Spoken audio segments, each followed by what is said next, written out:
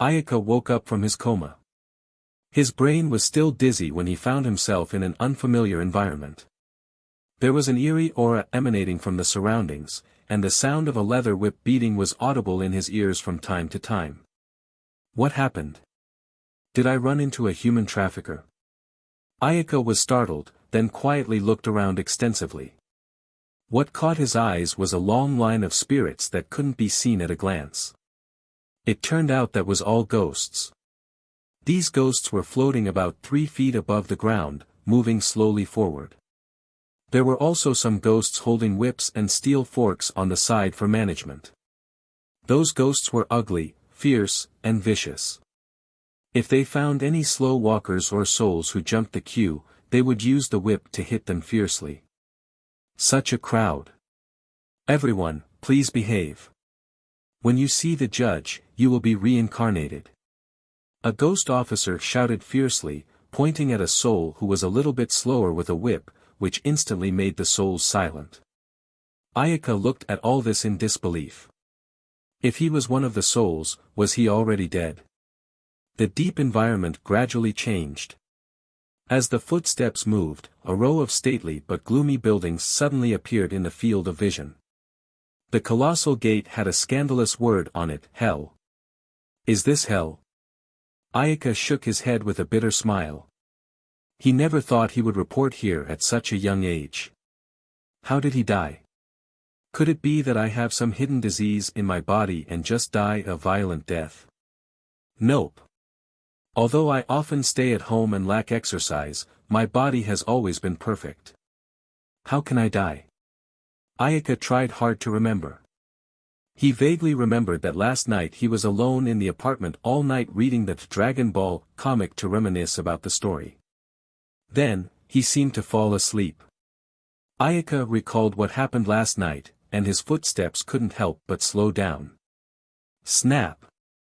A leather whip came down, interrupting Ayaka's memories with a burning pain coming up.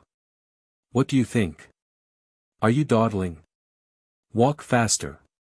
The ghosts shouted at Ayaka. Ayaka held back the pain and didn't cry out. People had to bow down under the eaves. If he dared to contradict himself, the ghosts wouldn't mind giving him a few more whips. Ayaka followed the troop slowly forward, through the gate, and finally entered Hell. Soon, he saw a vast palace in front of him. That was the destination, the place where the judges presided over the souls.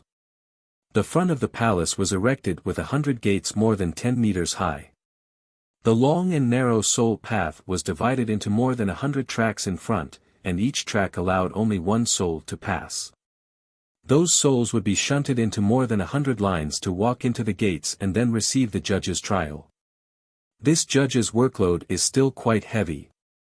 Ayaka looked at the large number of souls lined up in front of him, his heart was empty and silent. As the saying went, in the worst case, it was just a broken jar. Everyone would die without having done anything bad in their previous life. Why should I put myself into the animal path? At this time, a person dressed in a white robe with a tall white hat on his head came toward Ayaka's side. The man in white came to Lingya's side and looked at him up and down. Master by Wu Chang. The ghosts on one side respectfully shouted. In Hell, the hierarchy was stringent and couldn't be exceeded by half a step. Master by Wu Chang's status was only below King of Hell and several judges, a very high status existence in Hell. That's him. Master by Wu Chang pointed at Ayaka, who was a little fuzzy. Ayaka looked at him and heard Bai Wu Chang say to the ghosts around him, Judge Liu wants a special trial for this soul, so I'll take him away first. With a wave of his hand, Master Bai Wu Chang took Ayaka into his palm and headed to the hall where Judge Liu was. Ayaka felt a powerful force wrapped her up. No matter how she resisted, she could not break free. By the time she came back to her senses, she had already been brought into the Hall of Judges. Is he Ayaka? Ayaka saw a vast figure sitting on a workbench in the center of the hall, holding a black tablet in his hand to check. The black tablet's bottom was marked with the 3 words, Book of Life and Death, and from Ayaka's view, he could see these 3 words. Book of Life and Death. These three big words stung Ayaka's eyes. Well, there was some pit. Wasn't the Book of Life and Death supposed to be a book? When did it become a tablet? It was too advanced. Yes, Judge Liu. Master Bai Wuchang's expression was severe to answer. Judge Liu continued to consult the computer version of the Book of Life and Death in his hand, while Ayaka looked nervously at Judge Liu, wondering how he would judge him. He was just an ordinary student for more than 10 years. Although he kept making small mistakes, he never did anything treacherous or evil. After graduating from high school, he didn't go to college. Instead, he stayed at home and became a geek. He didn't even go out of the door, so he shouldn't be given a harsh sentence. Ayaka. The judge put down the Book of Life and Death. His voice sounded slightly powerful. Ayaka's heart trembled. He carefully replied, "Yes, I'm here." Haha. Relax. No need to be so nervous. Judge Liu showed a kind smile, but in Lingye's mind, that was more like a professional smile. Suddenly, his heart said it was not good and that it was risky. Ayaka, a male, born in 1991, father XXX, mother. Judge Liu spoke in detail about Lingye's life. Even when he was skipping a few elementary school classes and stole a few eggs from his elementary neighbor, everything was being spoken. Listening to this, Ayaka broke out in a cold sweat. Fortunately, it was the computer version of the Book of Life and Death. Otherwise, with so many things recorded, one book wouldn't be enough for one person. Died in 2010, at the age of 19. Ayaka listened to Judge Liu, reading his profile, and felt that his life was too uneventful. Your life was uneventful, nothing out of the ordinary. You didn't do anything evil, and you're just an ordinary person. Judge Liu said. However, your life is a little different from what was recorded in your original Book of Life and Death. Ayaka looked at Judge Liu in confusion, waiting for him to explain. Judge Liu said, due to the rapid expansion of the number of humans in recent times, Hell began to become overwhelmed. The judges and imperator were severely understaffed, so they introduced automated management models and management tools to Hell in the nearby universe. However, this is a brand new management model, and as you know, the management of Hell in the new model will inevitably leave loopholes to some extent. Although this loophole is extremely tiny, and the possibility of error is infinitely close to zero, now the error has happened. Judge Liu pointed to the Book of Life and Death and said, according to the original record in the Book of Life and Death, you will have become a distinguished scientist and would have received great honors. You will have many children and grandchildren and passed away at the age of 89.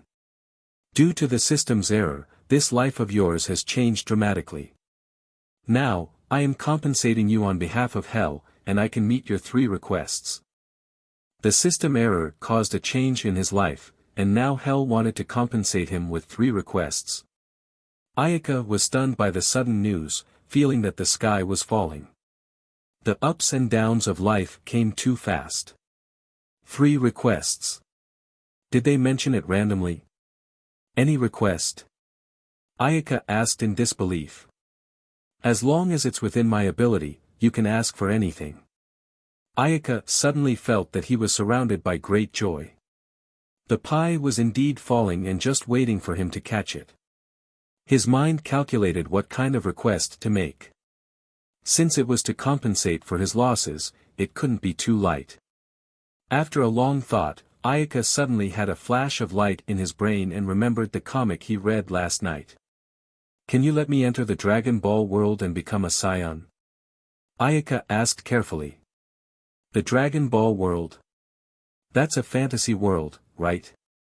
Can't I? Of course you can.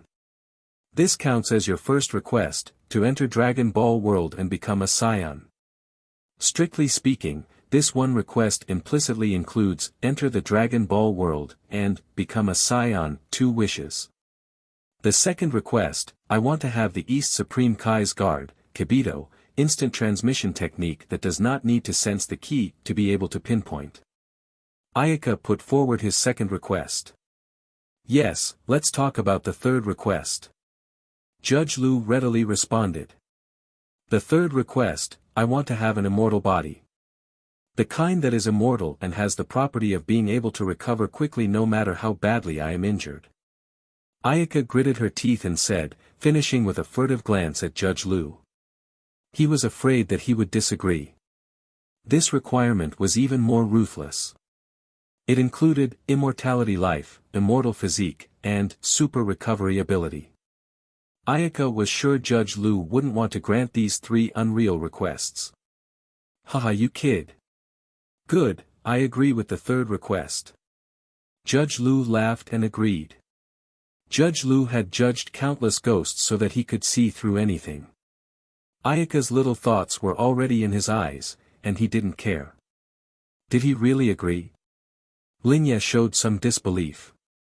He knew very well how perverted the third request was and how it could cause chaos in the whole world with just immortality alone. It's just immortality. Besides, that is just a fantasy world. Even if you destroy the whole world, it will not cause any damage to the real world, we don't care about that. Judge Liu said indifferently and gathered a large strand of pale white energy.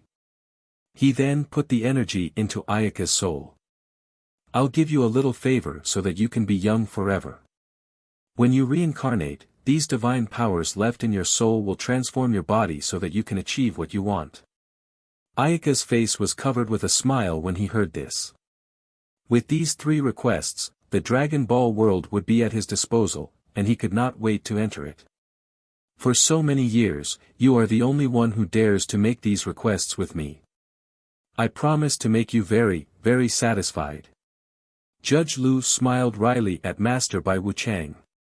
Unfortunately, Ayaka was immersed in the fantasy of the future and didn't notice.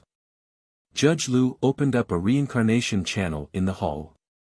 Master Bai Wuchang nodded in understanding, then dragged Ayaka into the reincarnation channel. Ayaka felt dizziness in her brain and immediately lost consciousness. Planet Vegeta, Baby Nurturing Room. This was a very high-technology place, and space inside was also vast. The whole room had more than 100 baby cribs discharged in a row. Each crib was made of transparent material, the beds were padded with comfortable cotton materials, which were synthesized using high-tech technology to allow babies to sleep better. Since King Vegeta led the Saiyans defected to Frisia, Planet Vegeta's technology had been fully developed. A green-skinned cosmonaut with a large duck-like beak inspected the infant room, followed by several cosmonauts with the same green duck beak, who were busy recording the baby's data. Patinis, only 4 power levels. Such a low-level warrior, what trash. The lead cosmonaut looked at the scouter next to the baby's crib and said disdainfully to the cosmonaut beside him. This is Labaya's daughter. Labaya is very famous among the low-level warrior. I didn't expect he would have a daughter with such a low power level. It seems that a low-level warrior is a low-level warrior, being outstanding individually doesn't mean his offspring can be as outstanding as him. This little girl will have nothing great in the future. A cosmonaut looked at the records and reported the baby's details in the crib that they were pointing at. Tisk, it's a female Saiyan offspring. The Saiyans are a warrior race, and women are hard to become powerful, let alone a low-level warrior's daughter. When she grows up, if she's pretty, she might be able to find a strong man to marry and have a backer, but if she's not pretty and has no one to shelter her, she'll definitely be sent to war, and then she'll be cannon fodder. Saiyans are becoming more and more unproductive. The children born this year are having a low power level. Sooner or later, they will be abandoned by King Frisia. The next cosmonaut agreed. In addition to King Vegeta, there are only a dozen warriors with a power level of 10,000 or more. I heard that not long ago, they also ran into their old rivals, Tuffle, and seem to have suffered heavy losses. Another cosmonaut whispered to their head. King Vegeta's son was also born. He seems to have more than 600 power levels at birth and will probably grow up to become a powerful Saiyan. His name is Vegeta. King Vegeta named him after the planet. Don't talk here. Hurry up and record all the data and give it to King Frisia. The leading cosmonaut scolded his subordinates. As soon as they heard about King Frisia, they suddenly became obedient and hurriedly recorded these babies' power level. King Frisia was an invincible existence that could destroy planets with a wave of his hand. This kind of power had already exceeded their perception, and they could not imagine what else could compare to King Frisia, who was a veritable king of the universe. So, as long as they heard King Frisia's name, their hearts were full of awe. After these cosmonauts left the nursery, the baby girl called Patinis opened her eyes. Vegeta was just born, so there are still 4 or 5 years before Frisia destroys planet Vegeta. This baby girl was the reincarnation of Ayaka into the Dragon Ball world. It was just that Ayaka didn't expect Judge Lu to reincarnate him as a woman. Damn, how dare you reincarnate me as a woman? How can a woman mix in Dragon Ball world? Thinking of the weird smile Judge Lu had before the reincarnation, Ayaka's heart was itchy. At that time, how could he didn't notice and didn't emphasize reincarnation into a man? Now, when he thought about it, he could only regret it because it was too late. Ayaka also thought about using the Dragon Ball's power to change himself back into a male body, but the divine power of Judge Lu transformed his body. The power of Shenron shouldn't be enough to change the characteristics of this body. Damn, is this the way I am going to be in this life? No matter how reluctant he was, it didn't seem to help. So, Ayaka was a little discouraged to think about it. Forget about it. As long as I'm here, it should be enough. I have just been born, I can think about such complicated things later. Just now, those cosmonauts said my name is Patinis, which is ugly. Well, I have to change it. Or maybe I'll call myself Ayaka, I'll be the strongest warrior as well. Thinking about that disdainful attitude of the cosmonauts before, Ayaka was furious. In a flash, more than a month has passed since Ayaka was born in planet Vegeta. During that time, Ayaka's father, the Saiyan named Labaya, had visited her once. However, after seeing the scouter on the crib she was lying on, he was greatly disappointed and hadn't come back to see her since.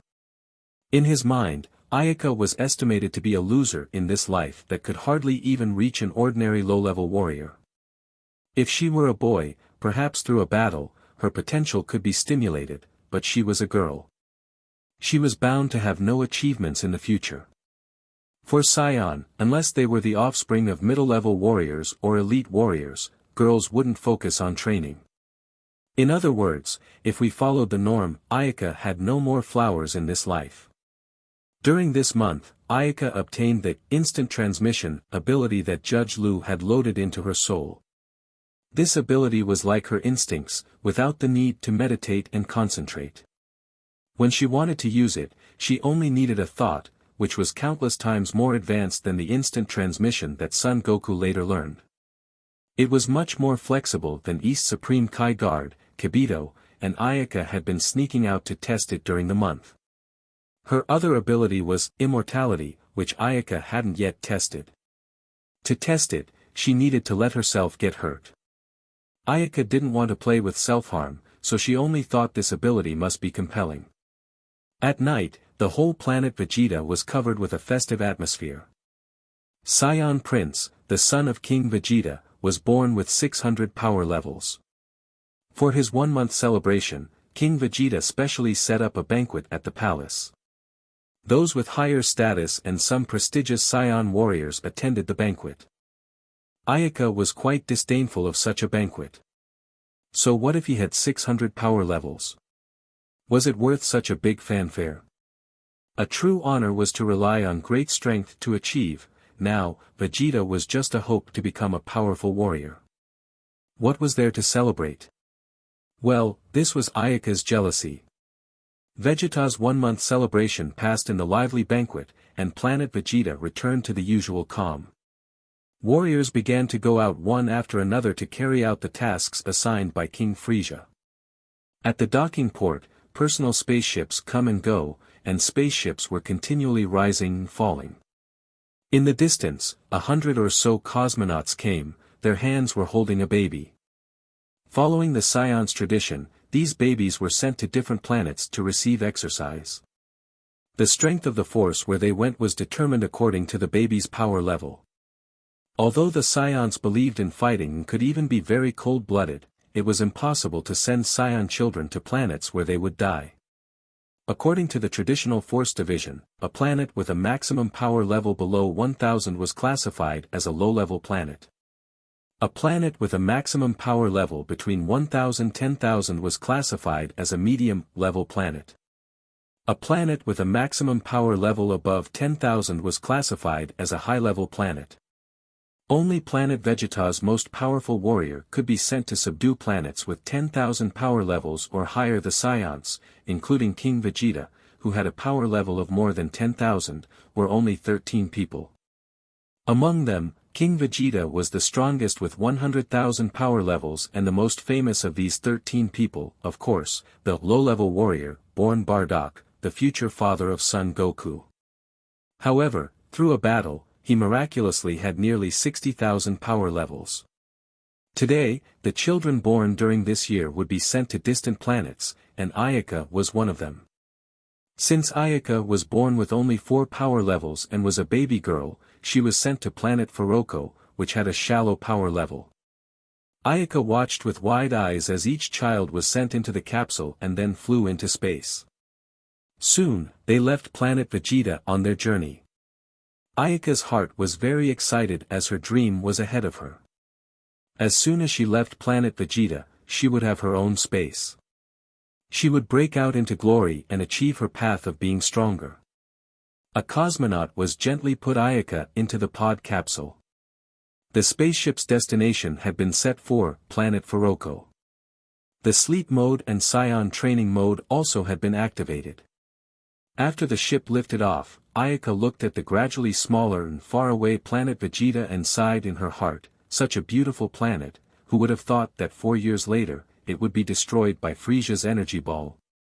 Ayaka then closed her eyes and entered the Saiyan training mode, waiting for her destination's arrival. Unknowingly, the ship Ayaka was on had been flying in space for more than 8 months. With a beep, a computer alert sounded in the ship. Approaching the target planet Faroko. Expected to arrive at planet Faroko in 1 day. Repeat. Approaching the target planet Faroko. Expected to arrive at planet Faroko in 1 day. As the beep sounded, the ship's sleep mode gradually turned off, and Ayaka woke up from her slumber. Is it getting there? Ayaka thought to herself. Although Ayaka had been in a deep sleep during the 8 months of flight in the universe, the computer instilled Saiyan combat techniques into her brain every moment. Now Ayaka's brain was filled with all kinds of fighting styles, so she was very eager to land on planet Faroko quickly and then practice the skills she got in her head. Struggling to calm herself, Ayaka closed her eyes and began to receive the last day of learning. Planet Faroko was a relatively primitive beast planet. 70% of the planet was the ocean, and nearly 30% of the remaining was the polar regions covered with snow and ice. The land accounted for about 20% of the entire planet, mostly jungle and only a few plateaus and deserts. However, various kinds of beasts and birds of prey living on this land area were not extensive. Planet Faroko was a low-level planet with the strongest species having a power level of no more than 500. It was enough for Ayaka. Such a planet was suitable for Saiyans like her to exercise. After all, Ayaka's power level was still shallow. It was unnecessary to go to high-level planets because of the risk of accidental death. Goo goo. There was a strange sound. A large bird in the middle of the jungle spread its wings and soars. Not far away, a leopard was waiting to attack the elk drinking at the river. There was a loud cracking sound in the sky, then a spherical object with a red glow fell from a high altitude at an incredible speed. The animals below were scurrying in all directions as they sensed the commotion coming from a high altitude. They tried to get as far away from the area as possible. Boom! There was a loud sound. The sound of a violent impact shook the 4 directions at once and then struck up a thick layer of sand and gravel. A shock wave spread out in all directions from the point of impact. The vast trees towering high under the shock waves effect fell towards the side one after another, causing the whole tree to be uprooted. Gradually, the smoke composed of sand and dust dispersed. The bare sand and gravel presented in front of the eyes had become entirely unrecognizable, nearly 100 meters square. There was a huge impact crater about 40 in diameter and about 10 meters deep in the middle. Who? The door of the spaceship opened. Ayaka climbed out from inside and dragged a single mirror-frame scouter in her hand. Pressing the scouter switch, a beep sounded in her ears, and a series of data appeared on the screen. The scouter detected that the highest power planet on this planet was around 467, more than 1,300 kilometers away from here, followed by dozens of sources with a power level of 300 or more. The power level of planet Furoko is not very low. Ayaka continued to test, and nearly 100 power levels of more than 200 kilometers were found one after another. It should be noted that Master Roshi, known as the God of Martial Arts, had a power level of only 139. Ayaka took the scouter to test her power level. Beep. There was a sound of a beep, and a set of data appeared on the scouter. 17. Ayaka was not disappointed. Although her power level was a little lower now, it was not difficult for her to become strong with her extraordinary physique. Let's start training. Ayaka made up her mind and then began to train according to the training methods she learned on the spaceship. Time passed day by day, and soon a month passed. A young figure in the jungle constantly waved her fist at the big tree in front of her. She snapped a fist on the big tree and made a burst of fist sounds. When the tiny palm hit the tree of more than a meter thick suddenly shook, and then many leaves floated down. Ayaka put away her palm, and her body crouched down and then kicked out diagonally. After the heavy kick on the tree, there was a creak sound of the tree fell. The moment the tree fell, Ayaka jumped back 5 meters, looking at the fallen tree, and her face showed a smile. With the training of the past few days, Ayaka had been able to control her punches' speed and force. Her power level was also rising slowly, and she had 21 points of power level now. Next, Ayaka planned to challenge those aggressive beasts. After turning on the scouter, Ayaka began to look for the beasts that matched her power level. Soon, she found a target. In the southwest, there was a signal source of 26 power levels. Now that she had found the target, Ayaka didn't stop and planned to go there immediately.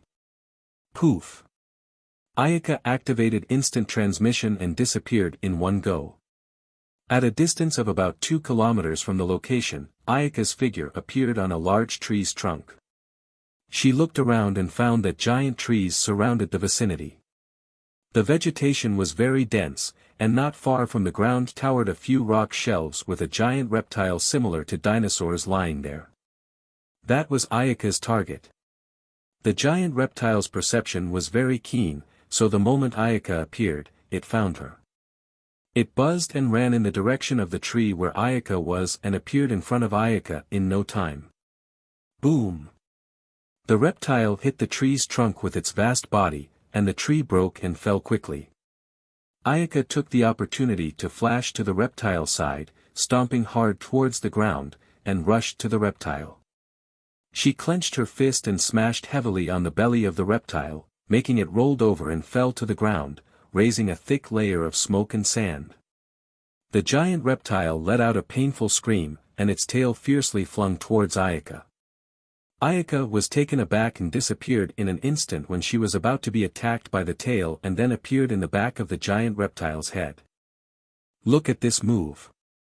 Ayaka struck the giant reptile in the head with a series of several blows. Oh!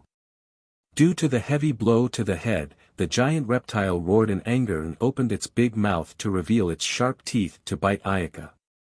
The speed of that mouth was breakneck, but Ayaka was prepared. Her body fell slightly to the side, cleverly avoiding that big mouth. Then, with a foot on the ground, Ayaka did a few backflips and pulled away from the reptile by tens of meters. She then swooped with a dive and kicked the reptile in the elbow. The reptile swayed and howled a few times and then started to fight back. The two of them kept attacking each other, and it didn't take long for both of them to create wounds on their bodies. Ayaka and the giant reptile pulled away. She then wiped off the sweat and blood on her forehead and calmed down to take a look at her prey. This giant reptile's skin is so thick that ordinary attacks can't do much damage to it at all. It takes real skill to fight this reptile. She thought to herself. Fortunately, she was a Saiyan. Although she was young, she already showed extraordinary agility and reaction ability, which was a warrior race characteristic. Concentrating all the ki in her body onto her right index finger, she slowly emitted a faint blue light from her index finger. Sword wave. Ayaka lightly shouted. A thin wave of ki shot out from the index finger towards the neck of the giant reptile. This wave of ki converged all of Ayaka's ki, and without much hindrance, the wave of ki penetrated through the neck of the giant reptile. The giant reptile let out a roar of pain with blood flowing from the wound on the neck. Its body swooped to the ground and soon lost its life. Seeing the big reptile fell to the ground and die, Ayaka collapsed helplessly to the ground. Her mouth was gasping for air, the ki wave just now had exhausted her full strength. This move was called Sword Wave. Ayaka created the energy wave after realizing the existence of ki and then combining it with the Saiyan moves. It was made by gathering the energy of the whole body and was very powerful. However, with Ayaka's current pitiful ki content, she would fall into a state of total exhaustion after using this move. Ayaka just lay on the ground to slowly recover. Only when she was fully recovered, she slowly got up from the ground. Looking at the sky had become dark, Ayaka got firewood from the surrounding area and began to prepare dinner. She sliced off a few meat pieces from the reptile and grilled them on the bonfire to eat, even when the taste was average. After eating and drinking enough, Ayaka jumped on the tree. She laid down in the branches of the tree and began to rest. The next day at dawn, Ayaka jumped down from the tree and began to do morning exercise. She jumped up without stopping, placing her body in the air, and then swung her fist and kicked at the air. Ayaka's movements were very fast, leaving a residual shadow in the air from time to time. After about an hour of practice, Ayaka stopped and then stood in place with her mouth gasping for air and her face turning a little red from the intense exercise. Wiping away the beads of sweat on her face, she touched her stomach and found that it was already rumbling with hunger. So, her petite figure abruptly ran deep into the forest. She was no longer going to eat the reptile meat from yesterday, so now she needed to go deeper into the forest to see if she could find some fresh food. In a short time, she came back with a rabbit. She removed the rabbit's hair and gutted, then set up a bonfire and began to grill it. After a beautiful breakfast, Ayaka opened the scouter and began to look for the object of today's attack. Then, she ran to the target according to the prompt that appeared on the scouter. It was a beast with a power level of 30. Planet Furoko. The planet with unremarkable life in the universe.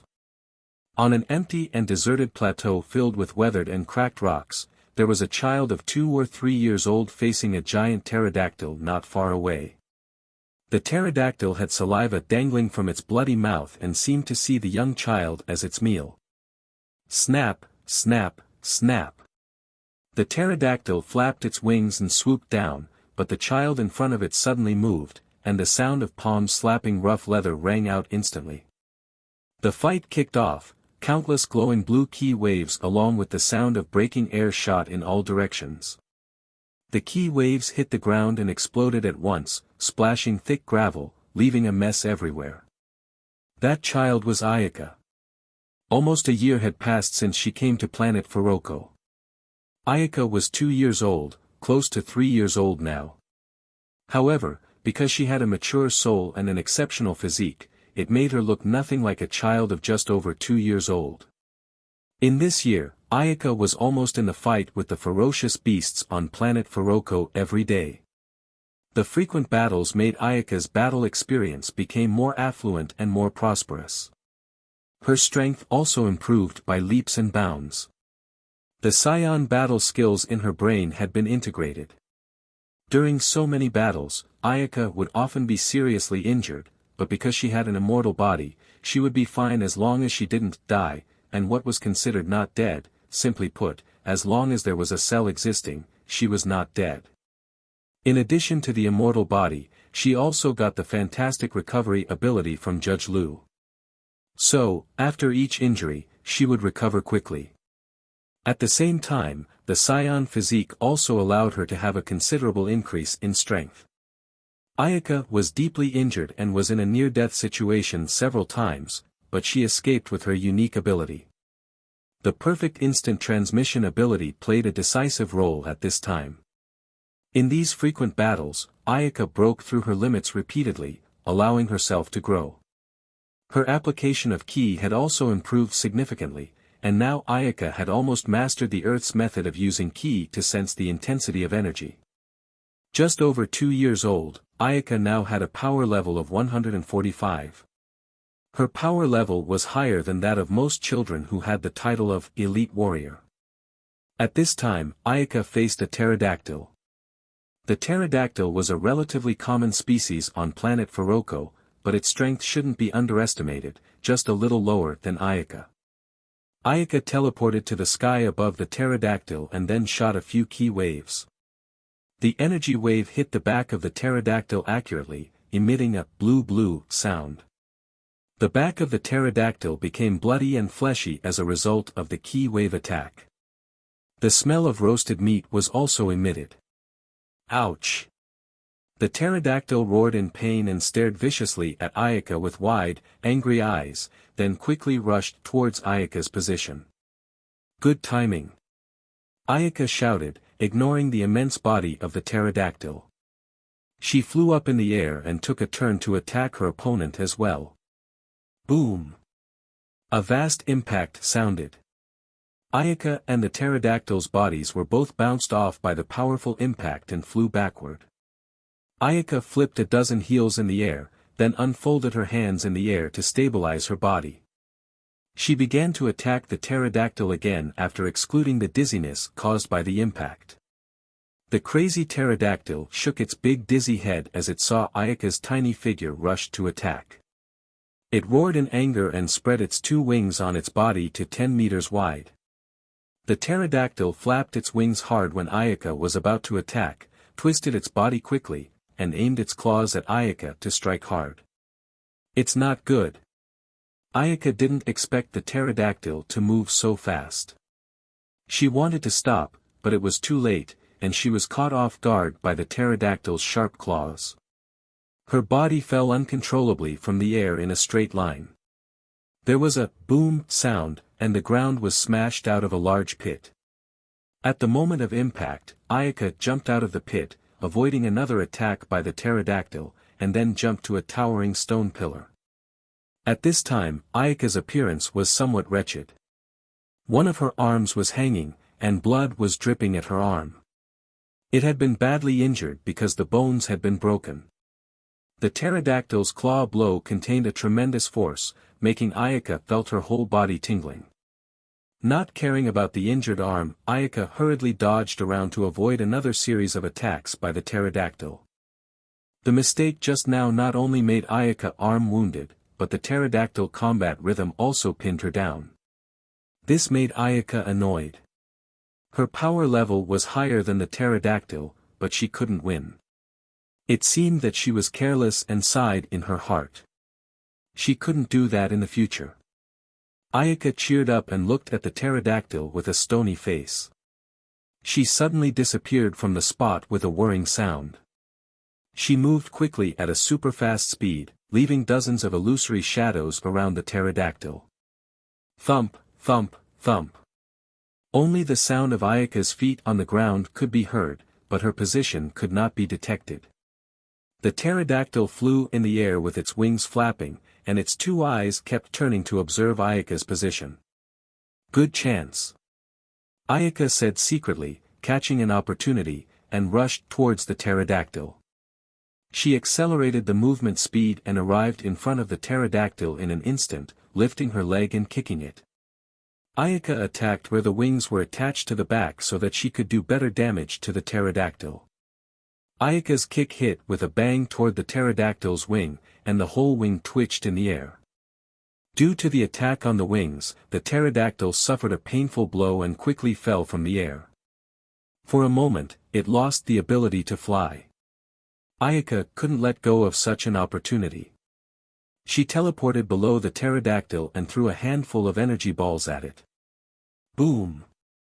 The energy ball occurred a big explosion, scattering a large cloud of smoke. When the smoke cleared, Ayaka could see the pterodactyl's miserable appearance. With that, she knew she was close to victory. At this point, she needed to be more cautious to prevent her opponent's counterattack. Roar! The pterodactyl roared madly, and the enormous roar shook the surrounding echoes. The ground seemed to shake up. Ayaka carefully observed the pterodactyl. She couldn't let it have any respite. After making up her mind, she moved up again at high speed, then launched a powerful attack on the pterodactyl. It hit the pterodactyl prostrate on the ground, making it screaming in anger. Ayaka unleashed a total of more than 850 heavy blows on the pterodactyl in this instant, causing it unable to resist. The pterodactyl roared at Ayaka in grief and anger, and its whole body began to emit a light red glow as its energy was rising. This is not good. Ayaka was alarmed and quickly distanced herself from the pterodactyl. Boom!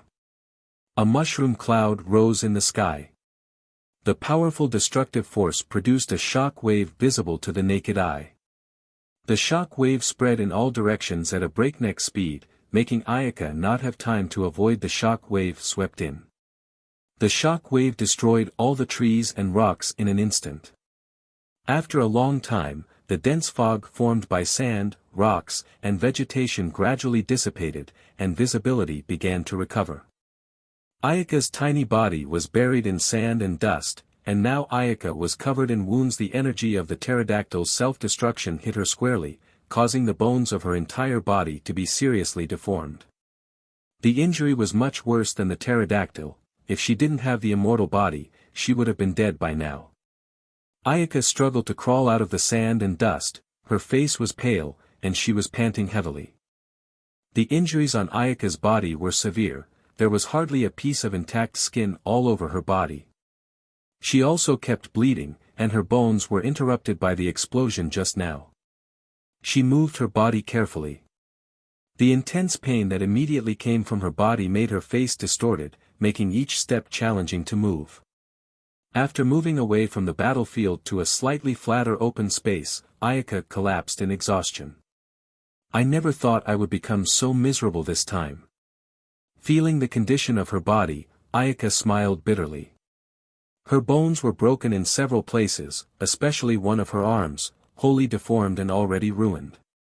My body is still too fragile. The strength of this body has not kept up with the growth of my power level, which will limit my ability in the battle. If my body were stronger, I would be able to resist more powerful attacks. The body strength that cannot keep up with the power level is too disadvantageous. It is necessary to strengthen the body strength as soon as possible. Ayaka was lying flat in the open space while mentally calculating the first thing now was to fix the body's injuries as soon as possible. Slowly mobilize the body to recover a little ki, she began to fix her body injuries. Ayaka's body was not only immortal but also could recover quickly. When she used ki, her body's wounds were healing at an alarming rate, and the broken bones were reattached. A piece of old skin was peeling off from her body, revealing the white and pink skin. After an hour or so, the whole body was completely repaired.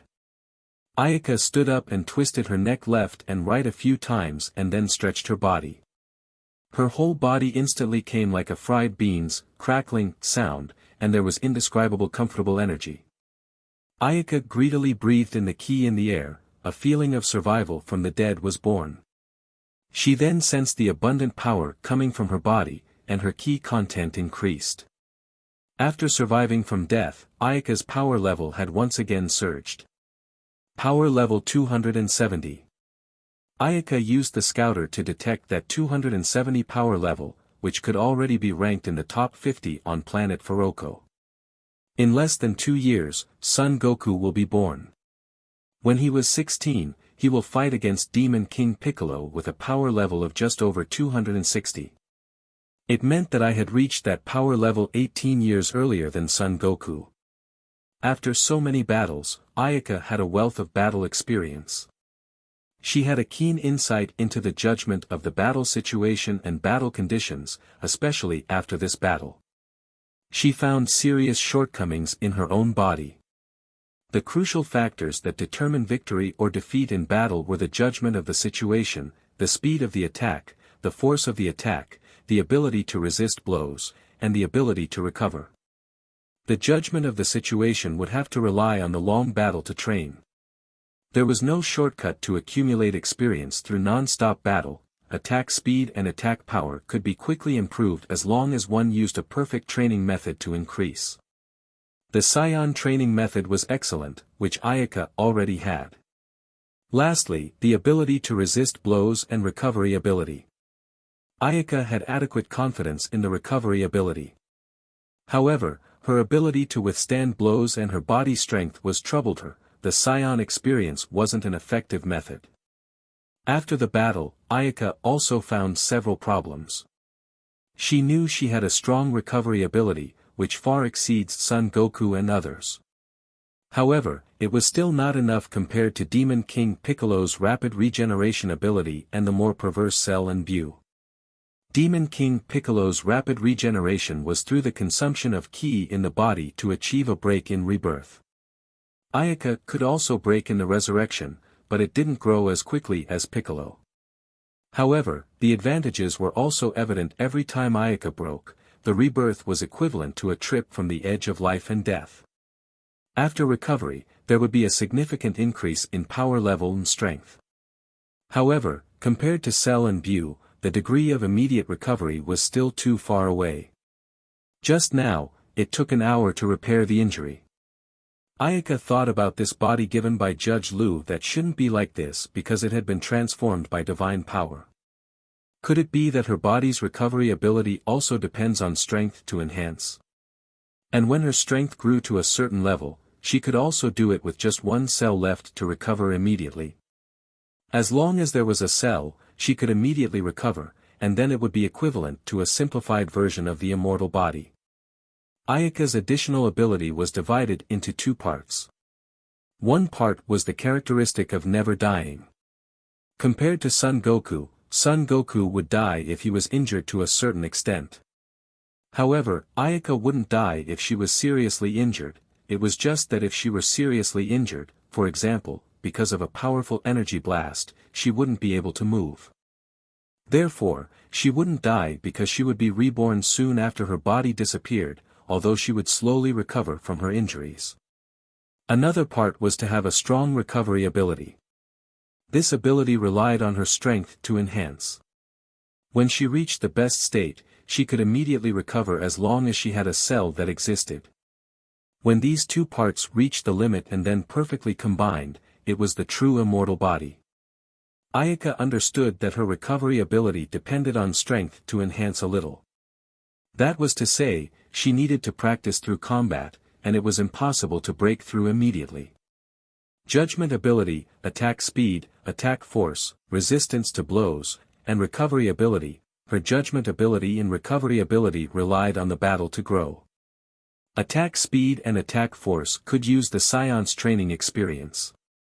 Finally, only the resistance ability, which seemed to have no training method. Could it only grow passively? Gravity chamber. Ayaka quickly rejected the idea. The gravity chamber was to increase the gravity on their body, which was used to cultivate speed and strength. Physical strength was only additional, and the growth of physical strength wasn't noticeable.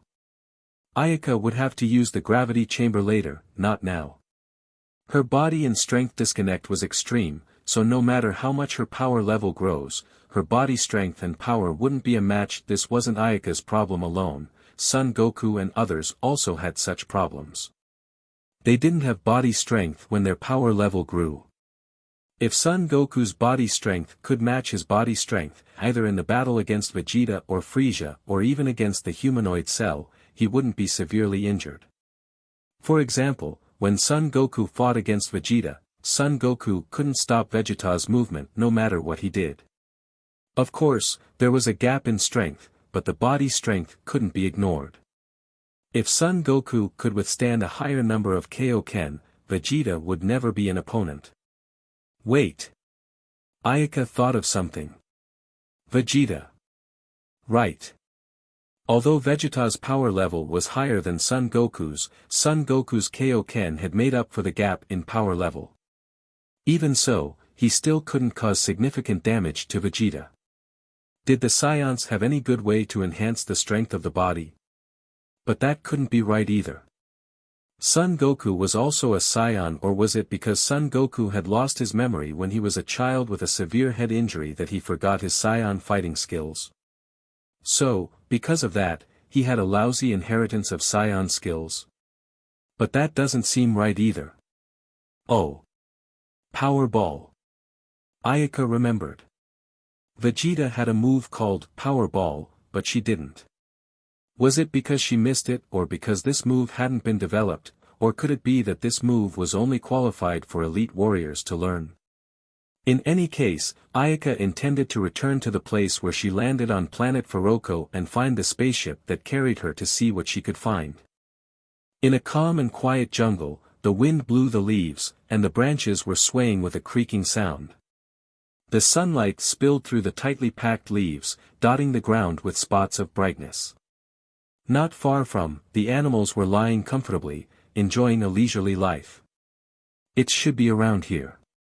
Ayaka flew in the air and surveyed. The thick jungle was making it difficult to determine the exact location of the spaceship. Swoosh, Ayaka flew higher as a way to increase the field of vision. There it is. Ayaka saw an area without trees, so she speeded up and flew over and soon came above that area. The vast impact crater was still there, with fine grass growing among the messy gravel. In the center of the impact crater, the spherical spaceship half sunken in it. The spaceship was half open and covered with moss. Ayaka landed, came to the side of the spaceship, and dug the whole spaceship out of the pit. Beep. Ayaka pressed the button of the spaceship. The computer made a snorting sound and automatically detected her. When the spaceship self-test complete, Ayaka went to the pod inside and then ordered the computer to query body strengthening information. Beep beep beep. The computer worked according to Ayaka's instructions to query the relevant information. However, the results made Ayaka disappointed. The computer didn't store information about body strengthening, which meant that she would have to find the method herself if she wanted to strengthen her body. Ayaka was disappointed and went out of the pod. The palm of her hand aimed at the pod and sent a wave of energy. With a boom, the pod was blown to smithereens, sending up black smoke. Then, another energy wave was sent out at the ship. Now, the spaceship had no use for Ayaka, so there was no need to stay. It must be destroyed before it was too late. Upon looking at the destruction of the spaceship, Ayaka's heart was very depressed. If she wanted to enhance her body strength, it seemed to be a long way to go. At the same time, at the distant planet Vegeta. Report, the signal of the spaceship number 89 disappeared. The cosmonaut who specializes in monitoring the condition of the spaceship reported. Spaceship number 89. Check the database for information on the person on board. A cosmonaut who looked like the one in charge said with a bland expression and quietly waited for the results to be reported after he finished speaking. The disappearance of signals from spaceships happened often and was not too uncommon. As a member of the Frisia Legion, several regional battlefields were conquered every day, and sometimes hundreds of spaceships lost contact in a single day. Most of these lost contact spaceships were turned into cosmic dust, also known as battle attrition. The difference was that they weren't responsible for the battle spaceship's formation, but the newborn Saiyan in the spaceships. The loss of signal from one of them meant that a Saiyan child had lost contact. This should have been a big deal, but because the cosmonauts in charge of supervising these spaceships were not Saiyans, they reacted lukewarmly to it. Report: Spaceship 89 is carrying a female Saiyan named Patinis, file number X112316, belonging to the low-level warrior. The intended target is planet Faroko. It determined that spaceship number 89 has lost the ability to return, and it is recommended that the spaceship be removed from the sequence. The officer in charge nodded. That's the one that belonged to Labia's daughter. It looks like the little one is dead. Delete her profile from the computer. It's a pity, the spaceship was a good one. Inform the logistics department that the spaceship's wear and tear will be deducted from Labia's reward. These cosmonauts couldn't be blamed for being so reckless, mainly because Saiyan children were trained in computers and won't leave the vicinity of the spaceship until they were strong. The ship was made of unique materials, and the general impact couldn't cause any damage to it. Something that could damage the spaceship shouldn't be something that ordinary Saiyan children could deal with. So, this little girl was most likely dead. These cosmonauts weren't good people. They came here because of the order of King Frisia. They simply didn't care if one or two Saiyan dead or alive because, without a spaceship, they couldn't come back even if they were still alive. The cosmonauts did what Ayaka wanted. Without the data record, she wouldn't be remembered by others, which could save her a lot of trouble. The cosmonauts would never have thought that Ayaka had complete memories of her previous life and could become so powerful in just over a year. Ayaka flew depressingly through one forest after another. When some weak beasts saw her, they hid far away, and when she came across beasts that were stronger than her, Ayaka didn't have the heart to fight and went straight. After flying to the sea and looking at the vast and boundless ocean, Ayaka's mood was surprisingly much better. Poof! A few giant whales in the distance buzzed and screamed, ejecting a high column of water, which shot into the air and clattered into the water. Planet Faroko was 70% ocean, and in the sea lived a large number of creatures. The ocean. Right. Ayaka clapped her hands, and a way to increase her body's strength came to her mind. Let's use the pressure of the sea to force the body to keep getting stronger, and then enhance the body little by little according to the depth of the dive. The pressure of the seawater will continue to increase according to the depth of the dive. All parts of the body can be subjected to the pressure of the seawater, so basically there will not be a mist. The more Ayaka thought about it, the more she felt that this method was feasible. She remembered external forces powered the legendary techniques of refining the body in her previous life. For example, Golden Bell, Iron Shirt, and Iron Palm. These forces could push the body to become stronger continuously. However, after all, it was only a partial strengthening, while the sea had the pressure to come in all aspects. After thinking of this, Ayaka then quickly descended from the air and went into the sea. 10 meters, 20 meters, 50 meters. With the increasing depth of the dive, Ayaka gradually felt the pressure of the sea. Especially to the back, the pressure of the seawater almost exponentially increased with each meter dive. Of course, this wasn't the actual situation. Because the ability to withstand almost reached the upper limit, Ayaka finally couldn't dive any longer when she came to 340. She found that the sea squeezed the bones of her body. The lack of oxygen in her brain made her feel dizzy, and she couldn't go down another meter. Ayaka's head poked out of the sea, and with a deep breath, she dived back into the sea. After reaching 340 meters, she was unable to dive again. She then gritted her teeth and swooped down, diving another 10 meters hard. Cackle. Ayaka's bones were crushed by the pressure of seawater. The lower half of her body became a bloody mess, and blood oozed from her nose and ears. After transient to land, Ayaka laid on the ground with her mouth gasping for air. Having fresh oxygen went into her body made her brain much clearer. She then greedily breathed in the air. I was too impatient. Ayaka recovered and laughed bitterly. Fortunately, the Scion's physique was exceptional. Although the pressure just now acted on the flesh, the bones directly bore a large part of it. It was a good relief because the sudden loss of pressure triggered the sudden expansion of compressed oxygen in the blood, causing a fatal flaw. The results of using the pressure of the sea to force her bodies to become stronger were undeniable, but the price paid was also considerable. A careless mistake would let her be buried in the ocean. The first time alone let Ayaka paid a heavy price. Her lower body was crushed, her head and internal organs were severely damaged. Fortunately, she could move instantly and teleported to the land when she couldn't hold on, otherwise, she would have died. It seems I have to come little by little. First, let's adapt to the 300-meter deep sea. After waiting for her body to recover fully, Ayaka dived into the bottom of the sea again. This time she was cautious and stopped when she dived to 300 meters deep. At this depth, she felt the tremendous pressure of seawater. Her body's muscles were pressed by the seawater squeezed inward, her chest had a stuffy feeling, and her internal organs were squeezed.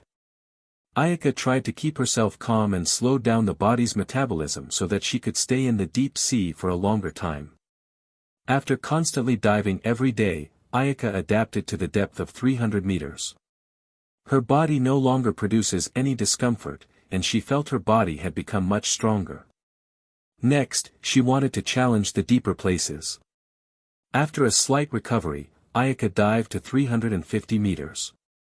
Previously, it was at this position that she was seriously injured.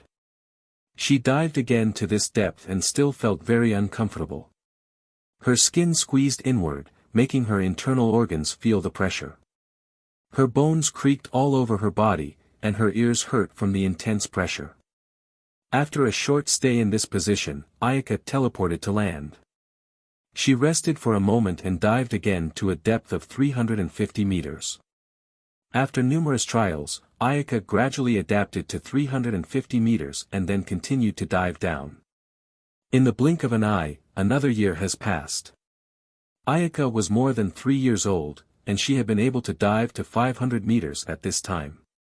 At 3 years old, Ayaka had grown a lot taller. She looked like she was 5 or 6 years old and was no longer so tiny. At night, Ayaka sat facing the sea next to a bonfire. There was a large fish on the bonfire with a tree trunk on the grill. The fish was more than 2 meters long, more than a meter wide, emitting a fragrance. The fish was her dinner. After such a long time of exercise, Ayaka's body was strengthened a lot. The Saiyan physique, combined with her super recovery ability, made her able to carry out various extreme challenges without fear. Day after day passed, and now, every time she swings her fist, she could feel her strength was increasing.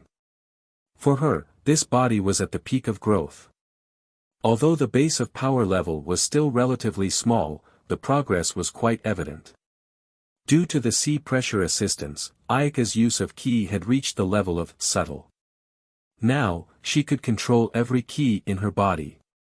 If all the ki converged, she looked like an ordinary little girl. No one would think that such a small child had a strong power level. Since the dive to 500 meters, the difficulty after each dive had increased sharply, and the body strength requirements would be more stringent. Ayaka set 5 levels for the body strength, 1 level for every 500 meters, and she had just begun the second level of training. After dinner, Ayaka laid on the bed looking at the night sky glittering stars. She felt that the starry sky was gorgeous and then fell asleep in a daze. 2007, 2008, 2009. Ayaka did push-ups, a whole 3,000 push-ups, and then started running again. These were her daily compulsory training. Generally speaking, simple exercise was quite dull, lacking the necessary recreational activities. Wasn't it painful to hammer yourself all day long? The Saiyan bloodline made her happy with this tedious exercise, which was probably the benefit she got after coming to the Dragon Ball world. She was glad she chose the Saiyan blood. If she was that character in her previous life, without extraordinary great perseverance, who the hell knew if she had a chance to make it in this life. After moving her muscles and bones, then jumped into the sea.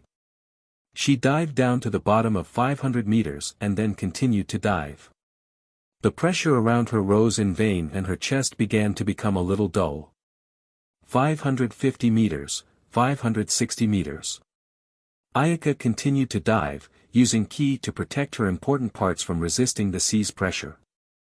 The muscles of her body couldn't help but tremble. A feeling of soreness and swelling came up, and slowly the soreness and swelling disappeared and was replaced by severe pain. Ayaka stopped, her body remained motionless in that position.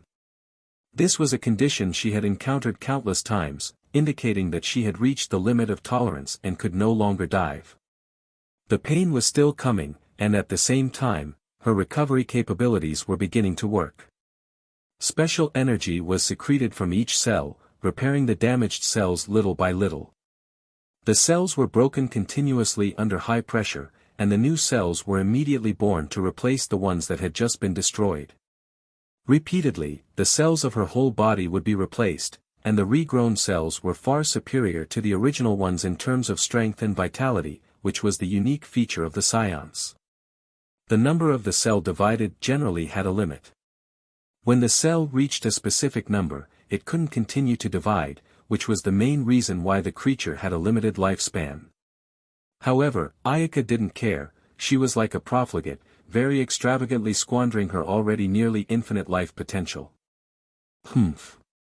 Ayaka felt a muffled sound coming from her body. Her entire body became relaxed, and the seawater's pressure seemed to have lessened a lot. My body has become stronger again. Ayaka was secretly rejoicing that her body strength was now powerful. Ayaka returned to land, and sure enough, the white skin on her body looked even more crystalline, as if it would be broken in a snap. However, the actual strength was far beyond imagination. After resting for a few moments, then she continued to exercise. She flew deeper into the land to find new prey. Physical strength was an aid that could raise her power level. However, the power level was also the key. Since her body had kept up, she had to strengthen her power level even more. Ayaka looked for new prey and found a black panther with a power level of about 300. Ayaka launched a fierce attack on the black panther, and countless waves of ki rushed to the black panther. The black panther was hit by the ki wave with a loud boom. The heavy smoke obscured the view, making it impossible for Ayaka to see the black panther's condition. With a whoosh, the black panther reacted and attacked Ayaka, its sharp claw lunged at her. Ayaka was prepared and reached out with one hand to grab the black panther's claws and threw the black panther toward a distant rock. The black panther hit the rock with a boom. The rock was crushed, and the black panther also disappeared in the moment of impact. Ayaka's face was stony as she observed the surroundings, her ears listening for any sound. Here. With a heavy blow to the air, there was a bang. Black Panther's head was hit squarely, and its entire body flew out in a straight line. Ayaka couldn't let go of this opportunity. Her body, whoosh, quickly disappeared in place and appeared in the Black Panther's flight path. She then clenched her fist and slammed it hard. The Black Panther felt dizziness after being hit by a series of fierce attacks. As soon as it calmed down, Ayaka attacked again. Nearly 100 energy cannons shot down from the high altitude and hit the target accurately. Ayaka attacked again, punching and kicking the Black Panther. This was where the physical advantage came into play. Often, the Black Panther's attacks wouldn't affect Ayaka, but her attacks could badly injure the Black Panther. There was a crackling after a series of attacks. The surrounding environment had become entirely unrecognizable because of the powerful energy bombardment, and there were potholes everywhere. The Black Panther and Ayaka were moving so fast that they couldn't be seen with the naked eye. Boom! There was another violent impact, and Ayaka had turned a few heels. The Black Panther pulled out of nearly 100 meters distance. She then attacked again with a swoosh. The original place where she stood sank half a meter due to the powerful impact, and the ground was covered with fractured gullies. Woo! Black Panther let out a sad cry. Its whole body was penetrated by Ayaka's fist, causing a massive explosion sound. Ayaka won this battle ultimately. This was the benefit of physical strength. The opponent's attack couldn't cause substantial damage to her, while she could inflict a painful price on his opponent. The Black Panther's power level was actually on par with Ayaka's, but its body strength was far less, which was why it caused such an ending. The summer came and went, the spring went, and the winter came. In the blink of an eye, a few years have passed. It had been 5 years since Ayaka came to planet Furoko. Counting planet Vegeta's journey to planet Furoko a few months, now Ayaka was 6 years old.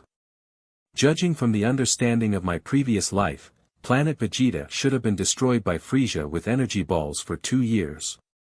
6-year-old Ayaka had grown very cute. She had a small and lovely face with white and pink skin. Her pair of bright and divine eyes were perfectly dotted on the face. The flaxen of some reddish hair naturally crosses her shoulders. She was wearing simple clothes made of animal skin, making her look like a wild beauty. When she grew up, she would be a great beauty. According to the cosmonaut, even if she couldn't become a strong person, she could rely on her looks to get close to a strong person and gain a strong person's shelter. This sacrifice for survival was a widespread phenomenon in this war-torn universe, making many people envious. However, how could Ayaka accept this? Ayaka, who was already a strong person, didn't need anyone's shelter. Should I go to Earth? Ayaka thought in her heart. However, after thinking that Son Goku was now just over 2 years old, she dismissed the idea. It's still too early to go. Let's wait a few more years. With a swoosh, she flew towards a mountain, leaving a beautiful arc in the air. The strongest creature on planet Furoko was the saber-toothed tiger, with a power level of 467. However, Ayaka's power level had already surpassed it 2 years ago, and now there was nothing on planet Furoko that was her opponent. The reason for Ayaka's hesitation to leave was that she intended to break through her body to the 5th level, which was a dive of 2,500 meters on planet Furoko. However, this goal had been accomplished 2 months ago. These 6 years had been a magnificent butterfly transformation for her. She transformed from a useless nerd to a Saiyan with a power level of 860. Of course, there were some hiccups and some small surprises. However, no matter what, these 6 years were significant for Ayaka. It was the beginning of a new chapter. Although she didn't plan to go to Earth right away, but she knew that it was time to leave planet Furoko. Staying here any longer wouldn't help her much, so she might as well go to another planet and check it out. Ayaka's home was placed on a mountain peak with a cave that was originally a brown bear's lair, which she had occupied since her arrival. After simply packing up her things, Ayaka launched an instant transmission and left planet Furoko, where she had lived for 5 years. On a planet very far away from planet Furoko, Ayaka's figure appeared on it. Her instant transmission ability had the apparent advantage of seeing an overview in the destination before she teleported so that she would not mistakenly teleport into space or even into a star. The distance of the teleportation was closely related to her ability. The Dragon Ball world didn't seem to highlight the differences between the planets too clearly, giving the impression that each planet's gravity and gas composition weren't too different. However, due to the planet's different volumes and mass, countless planets larger than the Earth could easily appear in the universe. The gravity size was very different from that of the Earth, and combined with the difference in gas components, the real planets suitable for the activities of Earthlings could be said to be very few. Of course, it was challenging for those strong people to use common sense to measure them. Ayaka only chose a planet suitable for survival when she teleported this time and didn't determine the destination in detail. When arriving at the planet, she realized that the planet had no civilization. There was no other life visible to the naked eye, except for the strange plants that grew like cacti. The air was also filled with the pungent smell of sulfur, which smelled very unpleasant. Just as Ayaka was about to launch an instant transmission to leave, something crashed down from the sky in a bright ball of fire. With a loud boom, the fireball hit the ground with a loud explosion. The sky was covered with sand, and dust struck up, a thick smoke filled the air. With Ayaka's eyesight, she soon discovered that it was a spaceship. What a coincidence! Ayaka smiled and flew towards the place where the spaceship crashed. Surprisingly, it landed just as she was planning to leave. It was a disc-shaped spaceship, about 150 meters in diameter, a small to a medium-sized spaceship. At this time, the spaceship was emitting black smoke, obviously scrapped. Ayaka landed near the spaceship and began to survey it. Who? The hatch of the spaceship opened, and a man came out from inside. The man was 30 years old, wearing a beige leather coat. The upper body was draped with a one-shoulder animal-made fur, and at the neck and wrists were furry cotton. Such a racy look, have I seen him somewhere? Ayaka slightly froze. A vague shadow flashed in her mind, and it seemed to have some impression. She always felt like she'd seen this man somewhere before but couldn't remember for a moment. That's right. This is Yardratians' outfit. With a clap of her hands, Ayaka finally remembered. This was the traditional outfit of the Yardratians. When she mentioned planet Yardrat, many people might not know. However, if she mentioned the clothes that Son Goku wore when he returned to Earth after defeating Frieza on planet Namek, many people would have an impression. That is planet Yardrat.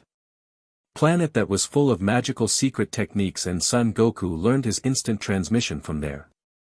The Yardratians also saw Ayaka. There was some surprise in his eyes, not expecting to meet a human on this barren planet. May I ask if you are a Yardratians? A very polite voice rang out.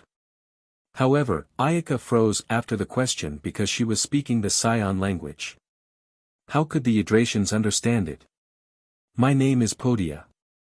I am a Yardratian. Little girl you are. The man reflexively replied when he heard Ayaka's question. Then, when he saw the tail behind Ayaka, he reacted.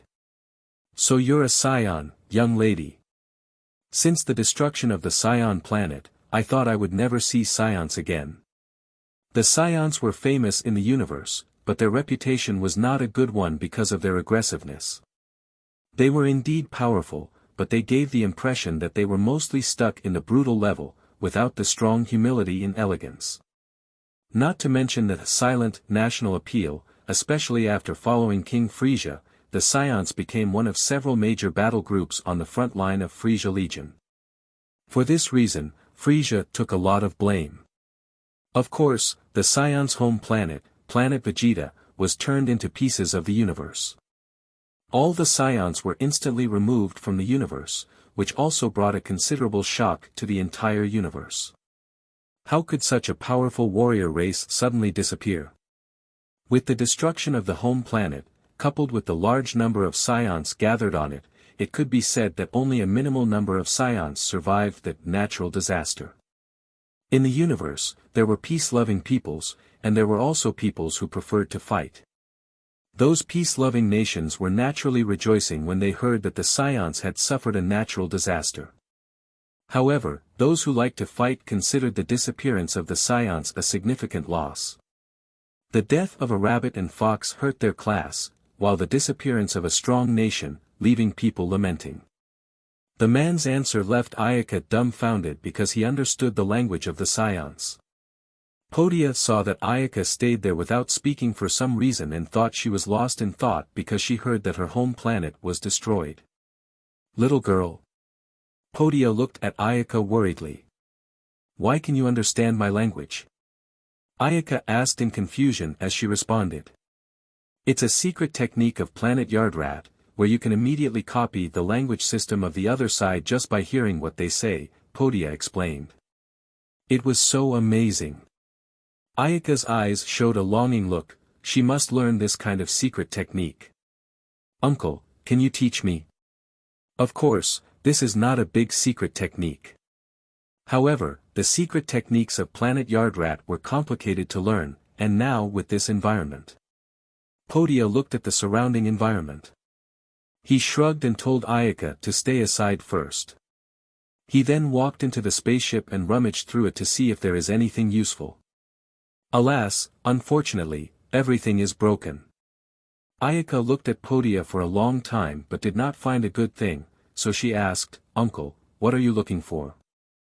"I'm looking for something that can repair the spaceship, but unfortunately, all of them cannot be used." Podia stopped helplessly. Without tools, this spaceship was impossible to repair. The pungent smell that filled the air made him sick. "What's your name, little girl? How come you're alone on this planet?" "My name is Ayaka.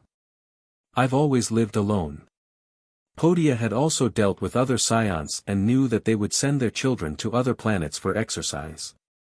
So it was natural to think that Ayaka was also one of those children who were sent out. Well, Saiyans are too aggressive to be sent out at a young age. "What about the spaceship that sent you here?" He thought of the spaceship that carried Ayaka here. "It was destroyed," Ayaka told the truth. Her words disappointed Podia. If the spaceship was destroyed, then it was impossible to leave. This planet was deserted. There was no food on it except for cactus-like plants, making it impossible for people to survive on it. Ayaka saw Podia sitting restlessly on the ground and felt amused. She then secretly took out the scouter to detect him. Beep beep. The scouter sounded twice softly. 1785. Podia's power level was not low, it was more than 900 power levels higher than her. No wonder he dared to hang around in the universe alone. "Nah, Uncle Podia." Ayaka negotiated and said to Podia, "If I take you off this planet, can you teach me that secret technique of learning languages?" "Sure. I'll teach you anything if I can get out of here." Podia casually responded. He then reacted, "Wait, what did you say?" "You said you could get me out of here." "Of course. What about the spaceship?" "I thought it was destroyed. Was there another spaceship?" "No." Podia was speechless. Children were children. How could they leave the planet without a spaceship? Therefore, he treated Ayaka as a little girl who spoke without thinking. Seeing that Podia didn't believe her, Ayaka wasn't happy. "Uncle, don't you, Yardratians, have a technique called instant transmission?" Podia naturally knew about instant transmission, but that required key to sense, and he couldn't do it. Even on planet Yardra, there were only a few people who could teleport instantly. Not to mention the distance between living planets was so far. Ayaka stretched out her 2 fingers and put them between her forehead, making a gesture of instant transmission. Her instant transmission didn't need a trick at all, she could launch it directly with her mind. "I can teleport." Seeing that Podia didn't believe her words, Ayaka's face showed dissatisfaction. She unleashed instant transmission with a swoosh and disappeared from in front of Podia, then reappeared 50 meters away. Podia looked very surprised. He opened his mouth wide with a look of disbelief. This little girl knows instant transmission, but how did she learn it? It is simply impossible to use it without strong ki. He could see that what Ayaka used was indeed instant transmission, not a high-speed movement. Even he didn't know how to use the instant transmission, and the little girl in front of him did it. She was like a living devil. It was as if his family inherited the secret art he had not yet learned, but he saw the neighbor's child had used it freely. How absurd. "Well, can you teach me the secret technique now?" Because Ayaka was not tall enough, she could only pat Podia's knee while smiling smugly. Podia nodded woodenly, obviously hadn't come back to his senses. Ayaka pulled one of Podia's feet and closed her eyes to look for the location of planet Yardrat. Fortunately, planet Yardrat wasn't too far away from here. Found it. The image of a living planet appeared in her mind, and it was none other than Podia's hometown, planet Yardrat. Ayaka then unleashed her instant transmission, and both of them disappeared from the same place at once. Planet Yardra was located in the eastern part of the north area. There were countless magical secret techniques on it that people could only dream of. Yardratians were peace-loving people who were hospitable and hated fighting, but they had developed numerous magical techniques. Although their power level was extremely high, they never took the initiative to invade others. They were responsible for the relatively peaceful atmosphere in the entire eastern part of the North area near planet Yardrat. In this area, Yardratians were the big brothers and were loved by the weaker cosmonauts nearby for their pure nature. When Ayaka arrived at planet Yardrat, she was warmly welcomed by them, especially when they learned that Ayaka had brought back Podia. So, now she was staying at Uncle Podia's sister's house. Yardratians' houses were built on stone pillars, with spherical structures built on top of it, tens of meters high, looking like a giant lollipop from afar. Ayaka wore the Yardratian's outfit that Uncle Podia's sister had prepared for her. Just after she stepped out, she ran into Aunt Puniti, who was living next door. The Yardratians generally had a strong power level. Even Aunt Puniti, a peasant woman, had a power level of over 500. So when she first arrived at planet Yardrat, she was shocked to see so many strong people moving in front of her eyes. No wonder planet Yardrat could sit in the position of the big brother of the nearby region. Their strength was indeed not a cover. Hey! Where are you going, little Ayaka? Aunt Puniti greeted her enthusiastically. I'm going to find Uncle Podia. Podia is just over there at the mine. She pointed to the location of a hill on the east side. Ayaka nodded, smiled, and thanked Aunt Puniti. She then went to find Podia, who still owed her a secret technique. Ayaka soon found Podia, who was collecting ore in the pit. This was a tough job. If it were other cosmonauts with comparable power levels, they would undoubtedly drive the weaker peoples to do this tiring work for them. However, here it was different. Even Podia, who had thousands of power levels, had to do this work himself. What a simple people they are! Ayaka exclaimed. He could be the king of other planets with his strength, but he was still here to do manual labor. When he saw Ayaka coming, Podia stopped what he was doing and jumped out of the mine. He almost forgot about it, so he patted his head, smiled, and took Ayaka to an open place. He then began to teach her the secret techniques of the language. The secret techniques of Yardratians were very tedious to learn and involved various fields. It took her 3 months to learn this secret technique after Podia's explanation and her hard work. After learning it, Ayaka had to exclaim that it was indeed an efficient skill. At least in the future, there was no barrier to communicate with the Namekians. As soon as they spoke the Namekian language, she would be able to learn their language through this secret technique. One day, Ayaka was lying on the roof of her house, basking in the sun. Her little life was very leisurely this time. Suddenly a figure appeared beside her. Ayaka, the Grand Elder wants to see you. The other person opened the door and said that he was the guard of the Grand Elder. The Yardratians were led by elders, just like the Namekians. The Grand Elder represented the highest authority. The Grand Elder, whom Ayaka had met when she first came to planet Yardra, was a chubby old man. Following the guards into the great hall where the elders lived, Ayaka secretly thought to herself, I wonder why the Grand Elder wants to see me. After waiting in the hall for a few minutes, the Grand Elder came out, holding a yellowing book in his hand, followed by 7 or 8 elders. Every one of them was the high authority, and she never thought they would all appear today. A female elder came forward and touched Ayaka's head. After a few months on planet Yardra, you should know the planet better. Ayaka nodded. The Yardratians were peace-loving people, which was very rare in the universe. Although their power level was not top-notch, their intelligence was number 1 in the universe. The female elder then said, we have created countless secret techniques, which is just the pursuit of our clan, but we are not willing to interfere in the struggle between universes. You saved Podia, and we are willing to be friends with you. Scions are a warrior race, but I can see that you are not like other Scions. Ayaka wondered what the elders meant by saying these things to her. They couldn't have seen her different physical qualities, could they? The thought of this made her heart flutter. However, she overthought. The Yardratians didn't see her physique. The Grand Elder looked at Ayaka and said thoughtfully, you have a powerful potential that far exceeds that of ordinary Scions. Perhaps you will become a legendary Super Saiyan. Our Yardratians has a secret technique to predict the future, and we predict that one day in the future, the universe will be enveloped by a dark force, and you have the potential to lift that crisis. Ayaka heard and understood. That crisis that could affect the entire universe should be the Majin Buu.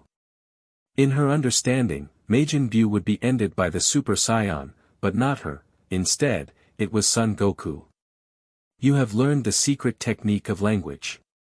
So, to deal with that crisis, you can choose to learn another 2 secret techniques. The Grand Elder handed the yellowing book in his hand to Ayaka. This is the description of Planet Yardrat's secret technique. You can pick 2 of them, and we will arrange someone to teach you. Ayaka was stunned by the sudden news. Isn't this such a good thing? Joyfully, she took the books from the Grand Elder's hands. She didn't expect the Grand Elder to be so generous as to let her choose. Ayaka flipped through the books page by page. There were so many secret techniques written on them, and each of them was very good. It was tough for her to pick out 2 of them. Can I take it back and study it? She had to choose these 2 secret techniques for herself. The elders smiled and nodded. They had no intention of letting Ayaka pick them out now. After all, it was still tough to choose 2 from such a thick book. Ayaka was full of joy as she held the book and planned to walk out of the great hall. Wait! One of the elders called out to Ayaka. Ayaka stopped and looked at the elder in confusion, wondering why he had called out to her. That tail of yours will bring you unnecessary trouble. It's better if I pull it out for you. Ayaka shook the tail behind her and only then remembered that this tail might be her only weak point. Although after intense and complex training, this tail was still her most vulnerable point. Initially, she intended to go to Earth and then let Earth's Kami pull it out, but since the Yardratian's elder was willing to help, then it would be great. The Scion's tail was involved in the Great Ape transformation. In the early stage, because the Great Ape transformation was far stronger than the normal form, so it was an indispensable life-saving weapon. However, in the later stage, the Great Ape transformation's effectiveness was not so prominent. Then, the tail became a liability. Some of the secret techniques of Planet Yardrat are not inferior to the secret technique of Planet Namek. Ayaka turned around and poked her tail at the elder who had called out to her. That elder took hold of Ayaka's tail. All of a sudden, Ayaka felt her power diminish a lot, and her body became weak. This tail is my weakness. Obviously, after a lot of training, it can also withstand the pressure of the deep sea. However, when it was grabbed, why I become weak? No wonder the later Son Goku and Vegeta pulled off their tail. The elder gripped Ayaka's tail using the secret technique. Ayaka felt a numbness in her buttocks as if it was electrocuted, and then suddenly, she felt cold as her whole tail had been pulled off. Ayaka took her tail, thanked the elder, and left the hall. Outside of the hall, Ayaka's hand sent a wave of energy to her tail and destroyed it, leaving only a faint smoke in the air. Can that child save the universe? One of the elders asked after Ayaka left. No one answered. None of them could say they could accurately predict the future. However, according to the secret technique site, it was indeed the Scions who saved the universe. I don't know. There is an indescribable aura on Ayaka. There exists a mystery that even I can't see through. Finally, the Grand Elder waved his hand and said calmly, whether she was the one who saved the universe in the end or not, she is a friend of the Yardratians. Ayaka ran toward Podia's sister's house with the Yardratian's secret technique book in her hand, greeted by friendly Yardratians from time to time on the way. Soon, Ayaka returned to the place where she lived. She gently closed the door and sat down at the table to carefully flip through each secret technique inside. There were nearly 10,000 secret techniques recorded in the book. Each with a unique function, and on the 3rd page, Ayaka saw an account of instant transmission and then skipped this one to continue reading. After eliminating some of the secret techniques useless to her, she selected those suitable for battle and then analyzed and compared them one by one, trying to pick out the most ideal for her. Ayaka studied the book until she forgot to eat. Even when Podia's sister came to call her for dinner, she did not respond. Finally, after a night of struggle, she selected 2 secret techniques that she thought were practical. The first secret technique was called unsighted. It was an eye technique ideal for use in battle. When the unsighted was opened, the eyes would appear light blue, enhancing battle awareness to a great extent. It could grasp the rhythm of battle more naturally and play a perfect supporting role in the battle. The unsighted also had a more convenient ability, which was to determine the opponent's power level. Whether it was deliberately hidden or not, it could accurately give the opponent's power level value. After a series of comparisons, Ayaka felt that the unsighted was very practical.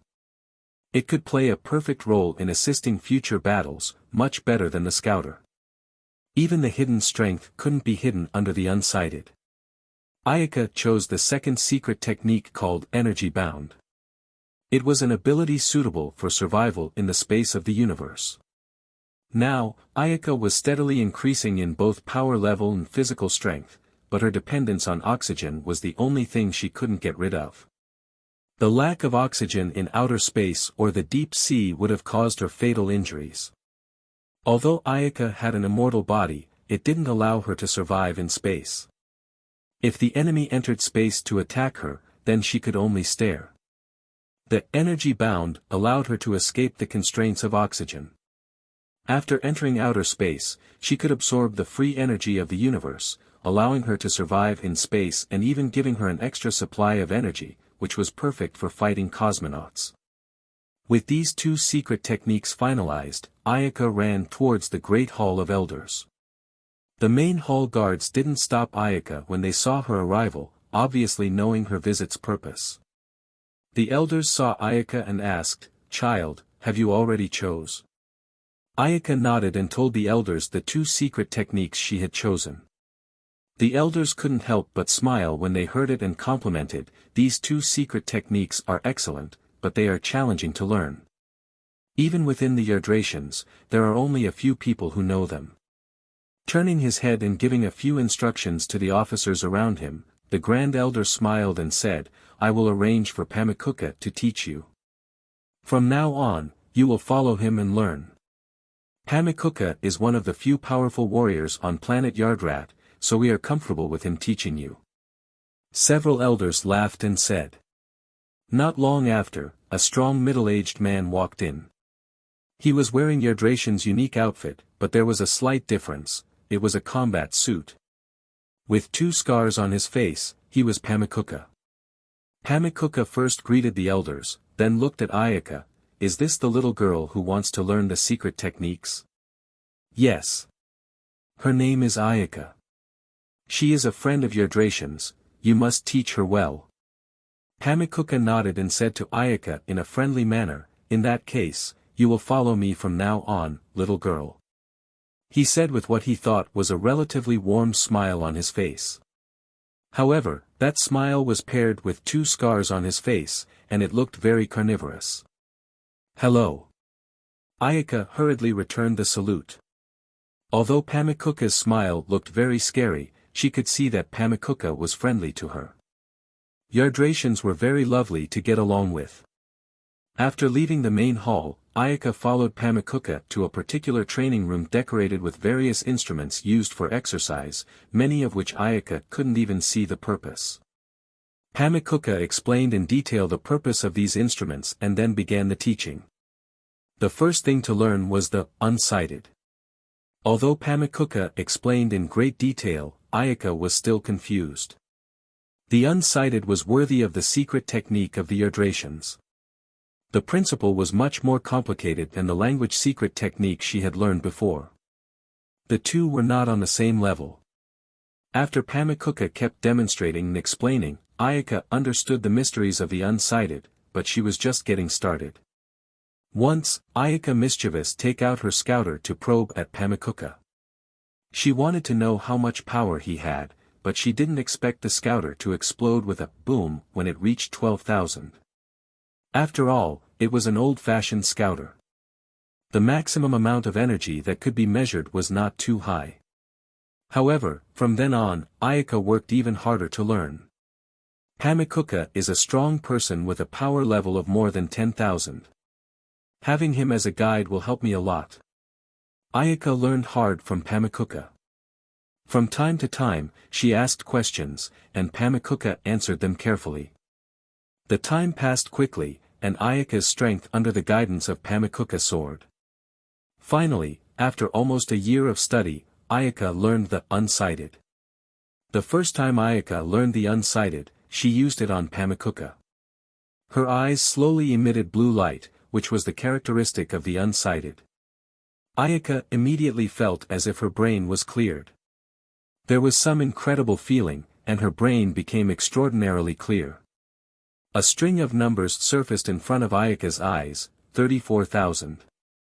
She couldn't imagine that Pamikuka had 34,000 power levels, 16,000 higher than Vegeta's when he attacked Earth. She then used the unsighted to observe again. 1850. Ayana froze. She never thought that in just 1 year, her power level had increased so much. She was happy that the effect of the guidance of a strong person was different, and she was looking forward to learning that energy bound. She wondered how much her strength would increase by then. Pamikuka knew that Ayaka was now very happy and didn't interrupt her enthusiasm. After more than a year of living together, he knew the little girl was a serious, hard-working, and adorable child. After the excitement, Ayaka happily urged Pamikuka to hurry up and teach her the energy bound, because she couldn't wait to learn it. The unsighted was a secret technique that belonged to the auxiliary category. It could be an excellent addition to the battle. On the other hand, the energy bound was a training and survival secret technique. It allowed her to survive in the universe and provided her with additional energy support. So, if she entered the universe to absorb the universe's energy, her strength would grow faster.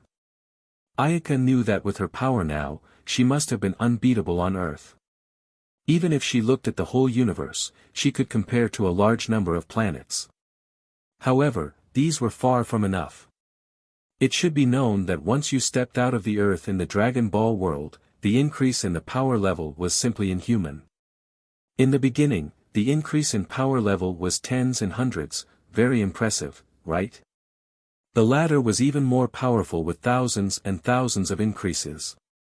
By the middle and later stages, it was too hard, and the power level soared as if it could increase for no reason.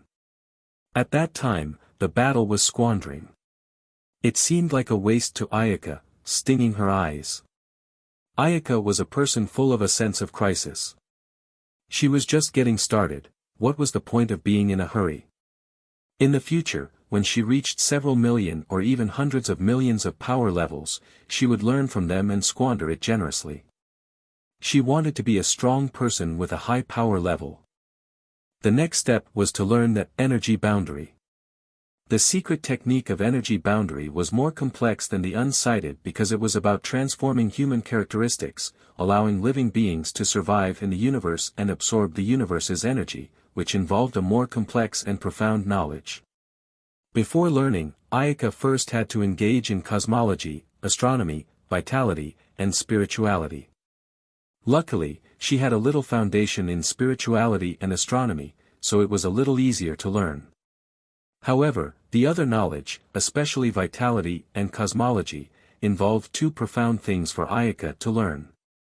So, she spent 6 or 7 months learning these tedious things. The ancestors of the Yardratians make it impossible to describe in short words. Such profound things are actually managed to be explored. The admiration in Ayaka's heart deepened. With so many secret techniques, it was beneficial to learn just one. It was good that the Yardratians were a peace-loving people, and only people with good hearts could learn many of the secret techniques they created. Otherwise, these secret techniques alone would have caused chaos throughout the universe. Ayaka thought this aspect of the restraint was probably for the Dragon Ball world's protection. After thinking, she held the information and continued to study.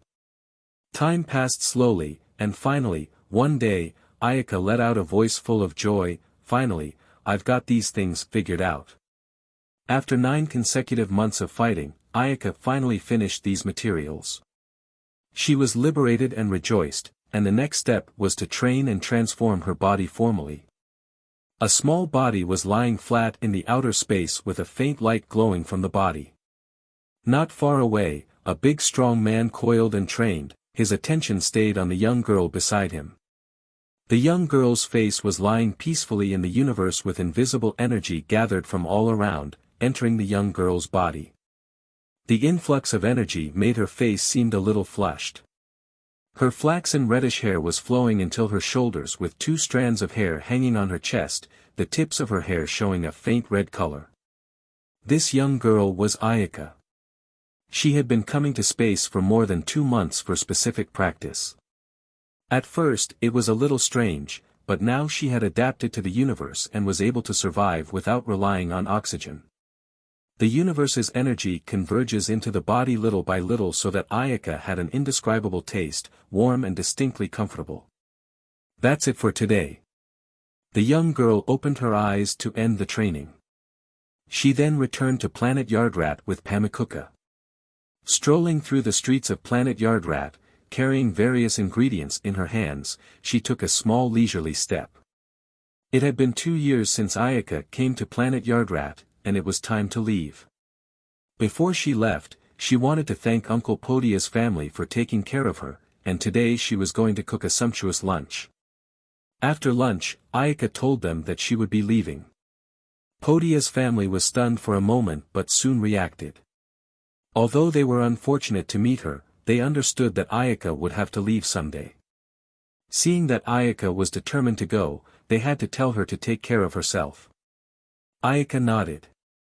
After more than 2 years together, she was very attached to Podia's family.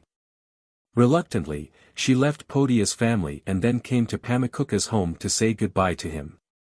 Thanks to Pamikuka's teaching over the past 2 years that her strength grew so fast. Pamikuka was equivalent to her teacher, and she had to say goodbye to him before leaving. "Are you leaving?" Pamikuka said calmly as if he already knew. Ayaka nodded, with a few sadness in her heart. Time flies, and it's been 2 years. "I'm leaving here to go somewhere else. Do not neglect your train. Your strength will not progress if you don't train." Pamikuka reminded very dutifully. Although he knew that even if he didn't say so, this girl would still work hard on her training. Ayaka twitched her nose as the parting sorrow came up all at once. "Thank you, Teacher Pamikuka." There was nothing more Ayaka could say. She then bowed deeply to Pamikuka and left. Looking at Ayaka's distant back, Pamikuka's lips twitched, and he shook his head. This child. After saying goodbye to the elders, Ayaka launched an instant transmission and left Planet Yardrat. During the 2 years of living on Planet Yardrat, Ayaka had gained a great deal. Not only had she learned mysterious and powerful secret techniques, but she had also gained some friends and teachers who were worthy of close reliance. Ayaka's power level had even exceeded the 4,000 marks, and she had grown taller. At the age of 8, she was already 1.2 meters tall and already looked like a little beauty. Whoosh! Whoosh! Whoosh! After several teleportations, Ayaka landed on an asteroid belt, which was already in the northern part of the North area, 1,000,000 miles away from the eastern part where Planet Yardrat was located. Ayaka stopped at an irregularly shaped asteroid and found that there was a wave of energy nearby. This asteroid belt was relatively close to the planet it was on, and that energy should be emanating from the planet. Ayaka didn't intend to waste any time, so she sat on the asteroid and used the energy bound to absorb the energy. The free energy gradually converged under Ayaka's energy-bound traction. Soon, it became a wave of invisible ripples entering Ayaka's body. Ayaka's body began to emit a light pressure. It seemed as if there was a layer of flowing light on the skin continually swimming, entering the body. The energy converged like a thin layer of mist that distorted the vision slightly. The energy continued to enter her body, allowing Ayaka's strength to rise while the universe's vacuum continued to act on Ayaka. A mysterious force within the cells began to increase again to repair the broken cells, making the cells renewed continuously, and Ayaka's body was constantly getting more robust. Ayaka sat on the asteroid. A thick layer of dust slowly piled up on her body. She was still absorbing the universe's energy, and her body gradually had adapted to the vacuum. The mysterious power within the cells no longer appeared, and the strengthening of her body stopped. Ayaka woke up from the meditation, stood up, and moved her body. A series of crackling sounds came from inside her body, and a long-lost feeling of relief came to her heart. She took a look at her situation with her unsighted and was surprised to find that her power level had reached 12,000. My power level breakthrough 10,000, reaching 12,000. Ayaka was very surprised that her power level had broken through 10,000 so quickly. Such a fast training speed in the history of the Saiyans is also scarce. Her heart couldn't help but feel a little smug. Of course, Broly and Son Gohan were excluded. Broly was a legendary Super Saiyan, born different from ordinary Saiyans. He would often lose his mind and couldn't be counted in the category of normal Saiyan. As for Son Gohan, Ayaka didn't even bother. It was purely out of the box, which Saiyan was so perverted that he could do the Super Saiyan 2 transformation at the age of 9. In Son Gohan's case, the author gave him a hang, and during Majin Buu saga, he didn't return to his ordinary form. In addition to Broly and Son Gohan, she was the fastest in training. So, what if Son Gohan was being hung? Ayaka was very confident that she could surpass Son Goku's family and even the strongest people in the entire universe with her physical condition. After a little tidying up, Ayaka left the asteroid belt instantly and reappeared already in the very distant planet Kano. The calm and deep universe was vast and boundless, and the seemingly quiet space was dotted with the glow of stars. The entire universe seemed quiet and calm, but there were various dangers in this relatively calm environment. Planet Kano was one of the countless planets with life in the northern part of the North area under King Cooler's rule. Cooler was Frisia's older brother, and his strength was even more terrifying than Frisia. They were members of the strongest race in the universe, born in planet Winter. The clan was frozen in their lifetime. The longer they were sealed, the more powerful they became. After all, they were a super rare warrior race in the universe, both in terms of natural talent and potential. Compared to them, the self-proclaimed warrior race, Saiyans, would seem to be mud and clouds. Like his younger brother Frisia, Cooler used his strength to suppress those planets that dared to rebel against him and engaged in the business of planetary trading, gathering a large number of powerful fighters and scientists under his hands. Ayaka appeared on planet Kano just in time for an attack by the cosmonauts under Cooler. Boom! As soon as Ayaka arrived, she heard a loud explosion and thought that she must have come to a planet where war was going on. Upon looking up into the sky, a colossal spaceship carrier hovered in the air. It was a giant military spaceship with a diameter of 1,000 meters, which usually only the great powers would have. From the bottom and sides of the carrier stretched out countless tentacles, each of which sent out energy cannons relentlessly. Boom! Boom! Boom! The energy cannon hit a building towering into the clouds with an explosion, and the collapsed stone fell to the ground, still caught with thick smoke. The inhabitants of planet Kano were blinded by the sudden disaster and fled with helpless cries, while a group of cosmonauts wearing battle armor and loaded energy cannons in their hand kept chasing after them, catching every one of them. Looks like I came at the wrong time. Ayaka shook her head as if she had rerun into trouble. The moment she appeared was when the invasion had just started. So, she came right after the cosmonauts' forces launched their attack.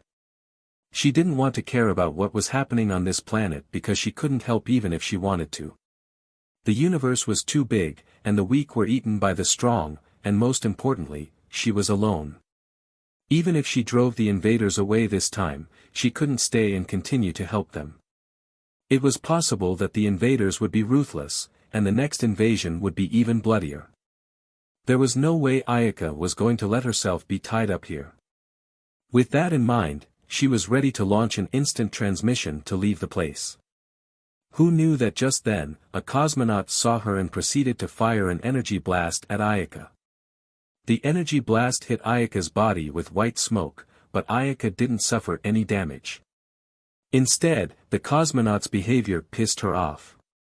You cosmonaut want to suppress this planet, then go suppress it. How dare you mess with me? Do I have to act as a savior? Ayaka thought with displeasure. She saw that these cosmonauts' power level was shallow, not even 200. With the energy cannon in their hands, they didn't know who they had messed with. She disappeared with a swoosh and came to the back of the cosmonaut before he could react, then knocked him to the ground with a punch. Run! The other cosmonauts saw that Ayaka wasn't something they could handle and hurriedly fled towards the main camp. This person who suddenly appeared was a strong person. However, Ayaka wasn't going to let them go, and after a crackling series of blows, all of them were sent by her to King Yema. In the end, a good person still helps. Ayaka felt that she was too kind since she helped to kill all those cosmonauts in the end. Ayaka leaped to the top of the spaceship carrier and gathered key waves in her hands. What's that? Inside the carrier, the commander saw Ayaka stopped in the air and was about to send a key wave. They then shouted in horror, "Go, hurry up and inform Lord Leapton." Boom! Ayaka fired out the key wave in her hand. The carrier fell from the sky after a loud explosion.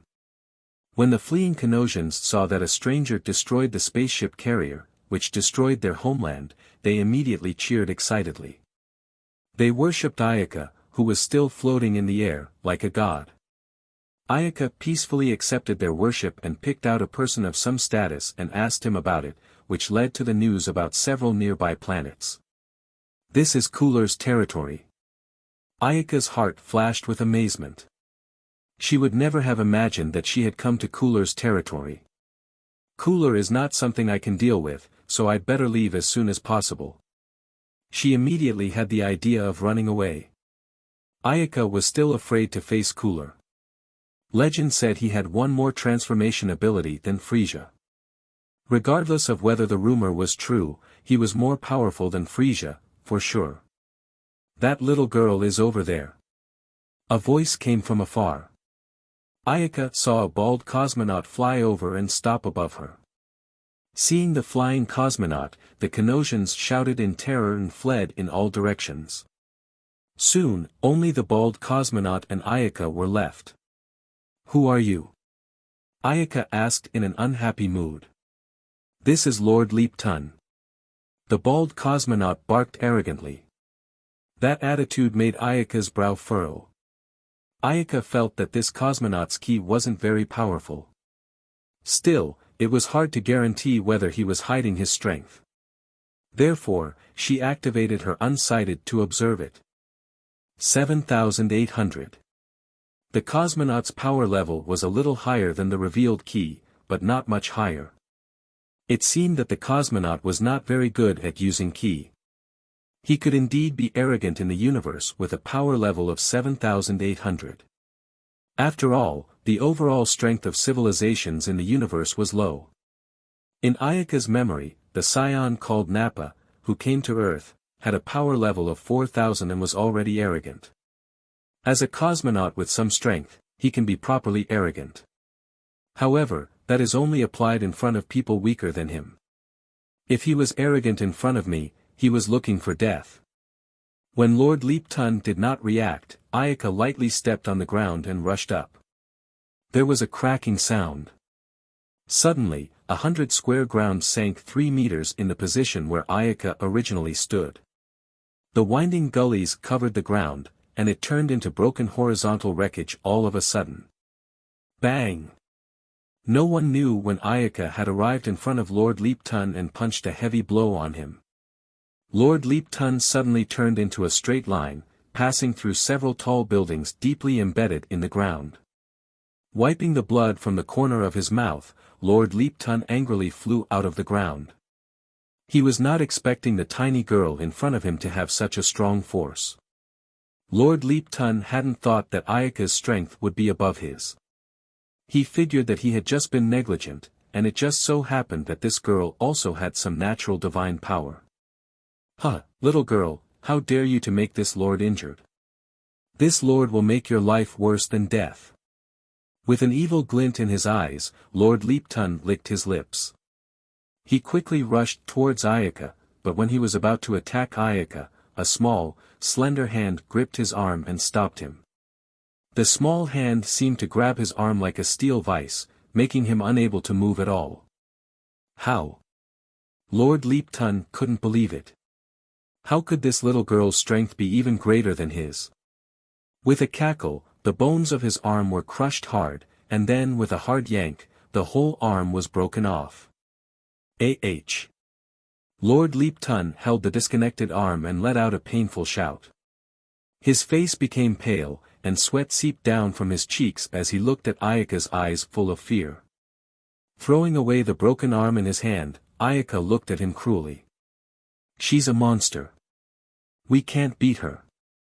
We must hurry and leave. Lord Leapton's brain was in a panic, but he also understood one thing clearly and unmistakably. He was certainly not her opponent, and he must escape. Must escape. With a swoosh, his body turned into a white light and fled towards the distance. Unfortunately, he found that no matter where he ran, the little girl always appeared in front of him. You can't run away. Ayaka said calmly, then sent a ki wave at Lord Leapton. Boom! The ki wave hit Lord Leapton's body, and his body was instantly vaporized by the ki wave's high-energy reaction, leaving only some blackened debris in place. On a planet not far away, inside the vast fortress, a man holding a glass of wine sat on a throne, sipping wine delicately. Countless computers in front of him flashed either red or green lights, and squeaking sounds emanated from the boxes as a group of cosmonauts busied themselves with operating the equipment. Lord Leapton's life signal has disappeared. A cosmonaut reported with an edgy look. After a brief moment, the man known as Dor had his face flashed with dismay, which quickly converged. He stood up from his throne and gracefully put the red wine aside with a wicked smile on his face. Find out where Leapton lost his life signal, Dor said blandly. The subordinate hurriedly worked up and soon found the exact location. My lord, Lord Leapton lost his signal on planet Kano. Planet Kano. That's a planet with a shallow power level. What a waste. He can't even clean up that bunch of scum. Dor's face showed disdain and then instructed his subordinates to prepare the flight to planet Kano. As a King Cooler's armored squadron member, Dor didn't care to be associated with trash like Leapton, who didn't have a power level of 10,000. He went to planet Kano for fun because he only had few opponents in the universe as a Cooler's armored squadron member. It was not that he was ignorant, but in the northern part ruled by King Cooler, except for the terrifying strength of King Cooler and a few other members of the Cooler's armored squadron, almost no one was his opponent. Even in the entire north area, his strength was also among the top. Dor didn't think there would be any powerful existence in that weak starfield where planet Kano was located. Like Frisia's Jinyu force, Cooler also had his ace unit, the Cooler's armored squadron. There were 5 members in the Jinyu force, but only 3 in the Cooler's armored squadron. The team leader was Salza, and the team members were Nais and Dor. Although the number was very small, Cooler's armored squadron had far better strength than Jinyu force because each of their members' strength was above the Jinyu force leaders. Hearing Lord Dor's order, the subordinate cosmonauts immediately prepared a spaceship for him and headed to planet Kano. On planet Kano. Since she knew that she had come to the territory ruled by Cooler, Ayaka didn't want to stay for a moment longer. However, she couldn't resist the begging of the Kanosians and agreed to escort them out of this area. Ayaka sat on top of the building's wreckage, which had become a ruin, and watched the Kanosians pack their belongings and board a spaceship. She was feeling sorry for them.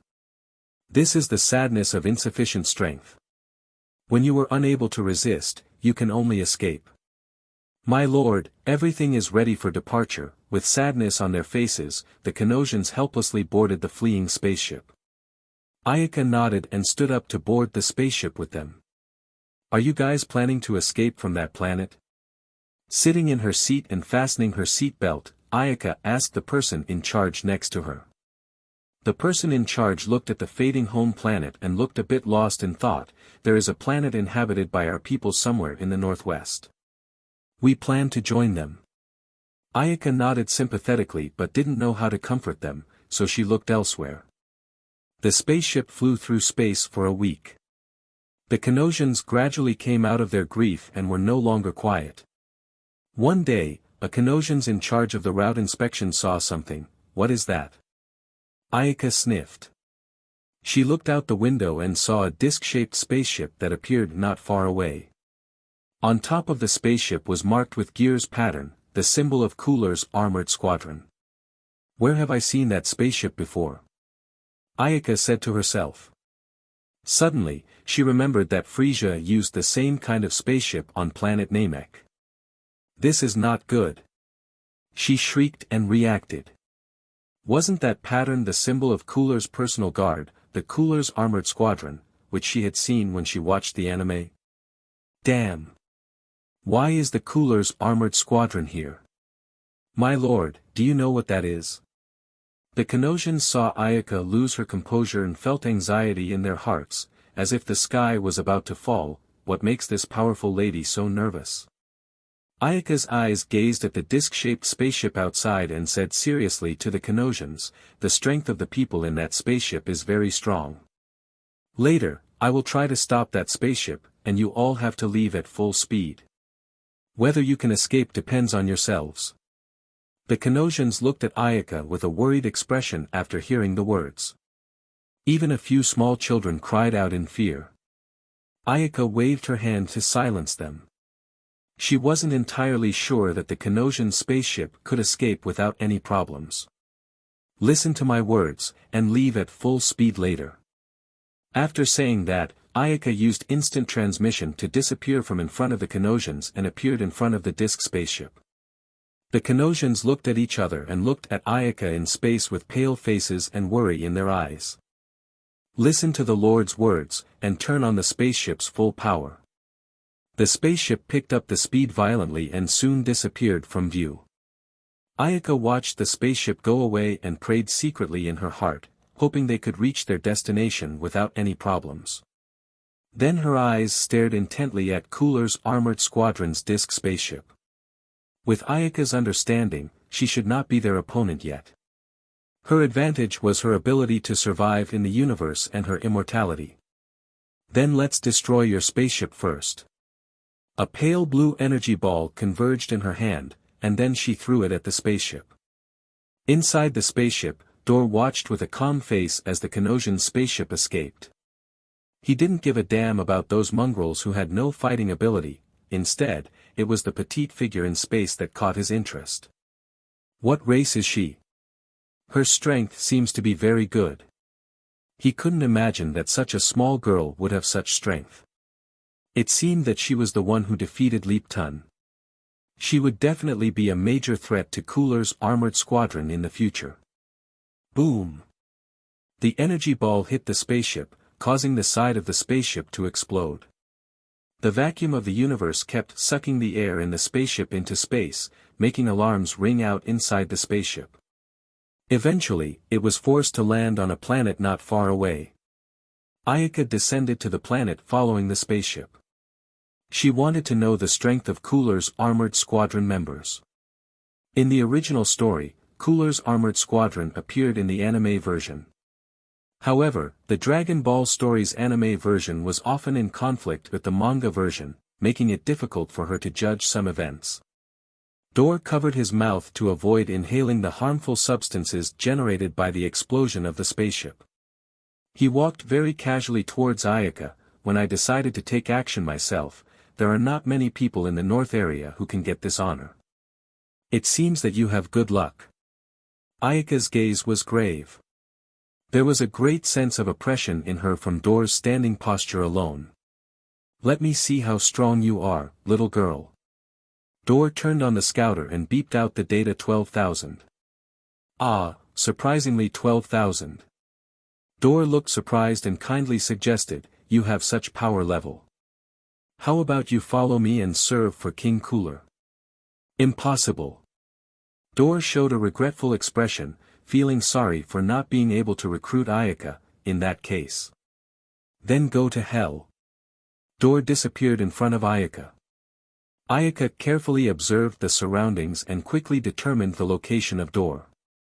She then extended a fist to attack, and the fist struck Dor's body. However, at the time of the attack, Ayaka felt something wrong, and the punch fell short. Huh. It's an afterimage. It turned out that the fist attacked only an afterimage. Ayaka carefully examined the judgment, and her eyes kept following the direction she saw. Suddenly, she felt something wrong on her side, and her body quickly moved away. Bang! Dor's fist smashed into the ground. The whole ground violently tumbled up, and the land within 1,000 meters was punched into a huge crater with furrows and grooves. That was close. Ayaka thought as she soared high into the air, looking at the ground that had turned into a crater. At some point, Dor had arrived above Ayaka. What? Ayaka was startled, the pores of her whole body tightened up, and she made a defensive posture. Dor clenched his fist and hit Ayaka's head hard. Ayaka felt dizziness in her head, and her body fell rapidly. When she was very close to the ground, Ayaka struck a blow with her ki toward the ground, using the rebound to stabilize her body. At this time, Dor followed again and launched a constant barrage of attacks on Ayaka. Ayaka was passively defending, and her body was soon covered with bruises. Boom! Boom! Boom! Ayaka and Dor were fighting back and forth. One punch after another was launched at each other, and because they were moving at high speed, only two shadows could be seen flashing. The battle scene continued to expand. Mountains, lakes, forests, grasslands, a large swath of land were destroyed. Ayaka stopped to catch her breath, she had consumed a lot of physical strength. In contrast, Dor only had his battle armor torn, there were not many injuries on his body, and his breathing was as calm as ever. Phew! Dor's figure disappeared again and launched a kick towards Ayaka's stomach. Ayaka caught that kick with both hands, but her body was sent flying far away. If not for her powerful body strength, that kick just now would have broken her hands. The gap is too big. After feeling her entire hand still tingling, several thoughts flashed through Ayaka's mind. With a bitter smile, she activated her unsighted to look at Dor 145,000. Surprisingly, there was a 140,000 gap. No wonder I can't beat him. It seems that he is still just playing around and not taking it seriously. Ayaka secretly sighed, worthy of being a member of Cooler's armored squadron. His strength was indeed terrifyingly strong and suffocating. However, she wasn't willing to escape like this. Let's fight. As her eyes flashed with blue light, Ayaka's heart was ruthless, and her face was cold as she stormed towards Dor. Her hand shot out nearly 100 ki waves, each with a terrifying aura. Dor grinned and licked his lips disdainfully. He stood upright and stretched out a palm, ready to resist the ki waves. Turn! Ayaka shouted, those ki waves then shifted direction when they were about to attack, hitting Dor from another direction. Dor's eyes widened as the ki wave hit him. The whole area suddenly rose a vast mushroom cloud. The heavy dust blotted out the sunlight, making the entire ground dark all of a sudden. It wasn't over yet, Ayaka was building up her strength to launch her technique. Sword wave. A spiral ki wave fired out of her hand. The sword wave directly hit the target, and in the blink of an eye, the even more giant mushroom cloud rose. The explosion produced a colossal shockwave that cleared away all the dust that had just blotted out the sky. Ayaka exhausted her ki, supporting herself on the ground with both hands. She panted heavily, and her body collapsed. Sweat moistened her cheeks, and her face looked distinctly pale. When some smoke dissipated, the sky regained its calm. There was a huge crater on the ground that looked terrifying, as if a planetary impact produced it. Looking toward the sky, Dor, however, stood unharmed in the middle of the vast crater. How is it possible? Ayaka looked on in disbelief, her eyes flashing uncertainly. I can't imagine that this can't even harm him. She prostrated helplessly, there was nothing she could do this time. The ki in her body had almost dried up. Little girl, you're outstanding. It's a pity to kill you.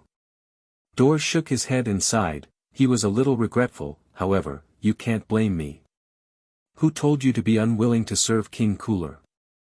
With that, Dor's hand condensed out a half-moon energy beam. Without much thought, he slashed toward Ayaka's head. Poof! The energy beam chopped empty space. Huh! Dor's face suddenly changed.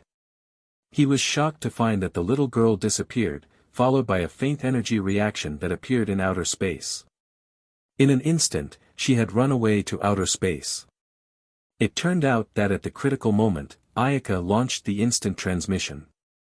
However, due to time constraints, she couldn't pick a specific location and entered the universe like a headless fly, relying entirely on her senses.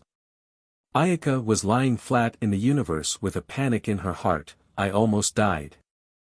Fortunately, I had a life-saving technique and finally got rid of Dor's entanglement.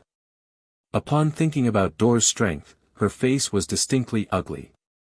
Cooler's armored squadron members were already terrifying, so how much more frightening was the power of their masters, Cooler and Frisia.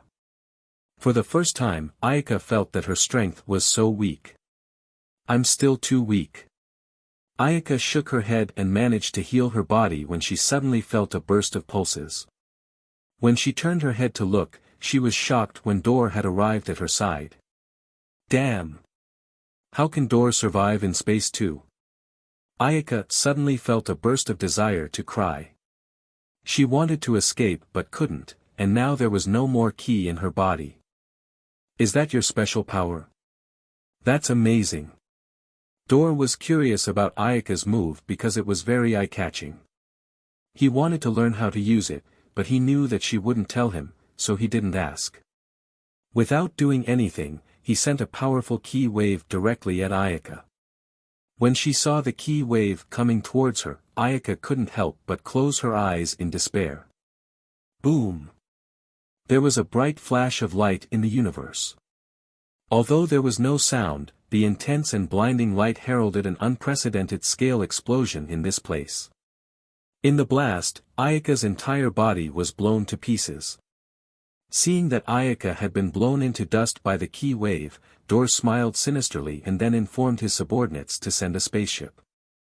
Shortly after, the spaceship came from afar, and Dor's body swept through space into the spaceship's interior and left.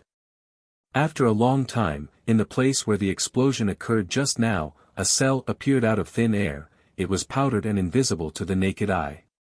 Then, flashing with a light golden glow, seemed to be mysterious power from this cell.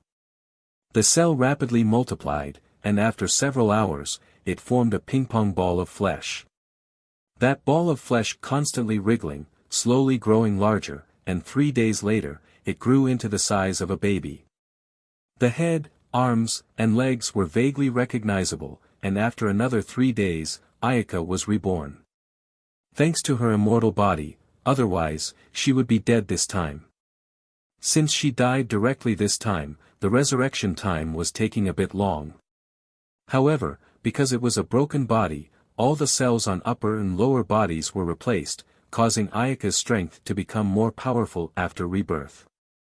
Although she didn't know how much, when she returned to her prime, her power level reached 18,000, a full increase of 6,000.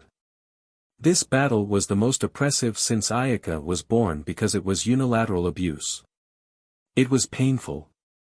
Ayaka vowed that one day she would get revenge for all these 10 times, even 100 times. Ayaka recalled the battle with Dor. She found that she was incomplete in some places and was utterly following her eyesight when fighting.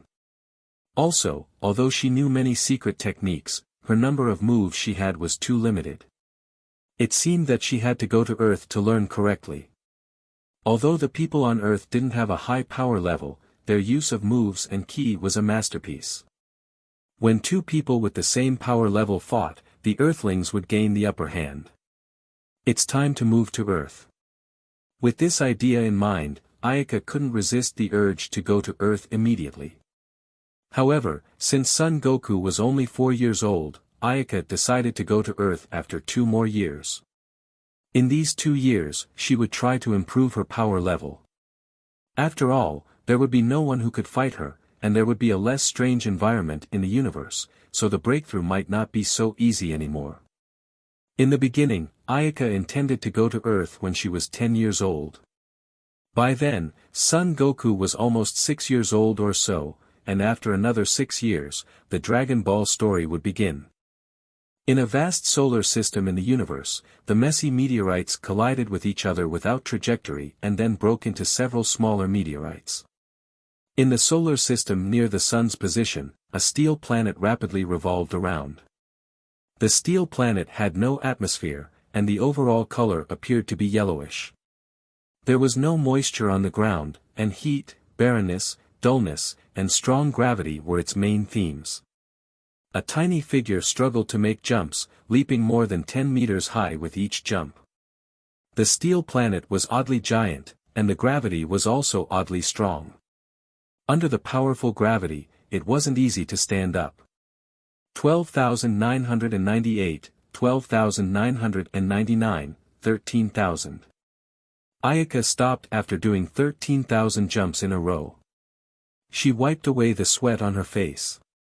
Her eyes revealed a determination, and then she started running again. Ayaka kept running until her feet became a little hobbled, and an intense soreness came from her thighs. The feeling of fatigue and pain kept coming to her body. Poof! The body fell to the ground, exhausted, and fell asleep. A dozen hours later, Ayaka woke up, then began to practice again with high intensity. After each exercise, her body would secrete magical power to repair the injured cells and muscles, while the meridians and bones would be strengthened. Ayaka continued to exercise on this planet with intense gravity, and as time went on, her strength was improving rapidly. Ever since losing to Dor, Ayaka felt a fierce dissatisfaction with her power, thinking of ways to enhance her strength. So, with a gravity higher than she could bear, it was a good challenge for her. When she first came to this planet, Ayaka was entirely immobilized by the powerful gravity. However, after several days of adaptation, she could barely stand up and walk, and after a long period of practice, she reached this present point. The steel planet was barren with no atmosphere. The iron lumps were the most abundant, and there was no sign of life. Fortunately, thanks to the energy bound, Ayaka could survive on it for a long time. Boing boing. Several key waves shot out, shining with blue light. Ayaka instantly moved to the front of the key waves after sending them to make a resistance posture. Boom! The key waves hit her body with a massive explosion, and the smoke dispersed. Ayaka stood there intact, patting her body to bounce off the debris generated by the blast. There was a flash of light in her eyes, and her body violently raised the strength. Click! The steel ground steeply produced a wave-like ripple as it cracked a reddened groove. Aya! Ayaka used all her strength. The key burst out from her body, forming a huge ball of energy. The ball of energy emitted a bright light, and at this moment, she was like turning into a dazzling star. The debris on the ground slowly escaped from the gravity and floated around Ayaka. Ow! The key in her body was ejected in all directions, with Ayaka as the center. A large amount of ki condensed together, like a roaring dragon mercilessly devouring everything around her. The high-purity energy generated extremely high temperatures, melting the iron on the ground at once. The powerful shock wave cut through the bumpy ground, rubbing out a hissing, ear-splitting sound. The violent energy gradually calmed down. And there was a 50-square, 2-meter-deep crater around Ayaka, with molten steel liquid flowing inside the crater and some light green smoke floating above. In the vicinity of the crater, the destruction stretched for several kilometers in a circular shape. Looking at the ground destroyed by her ki, a smile spread across Ayaka's face for a few moments. My strength is solidly improving. This is good. Let's do another 20,000 push-ups. Clapping her palms, Ayaka made another decision that would make strong men sweat. She then crouched on the ground and did push-ups. Each time she was exhausted, she rested for another 10 hours or so and then continued to exercise when her body recovered. Ayaka persisted in her training on the steel planet until she felt that she could no longer improve her strength. Ayaka sat on a lofty mountain peak, thinking, the gravity of this planet can no longer give me a breakthrough in strength. The ground below was pockmarked by her destruction. Without more powerful external forces, my strength will grow slowly or even stagnate. She stretched out her small, white, childish hand and made a fist, exerting herself 100 meters away.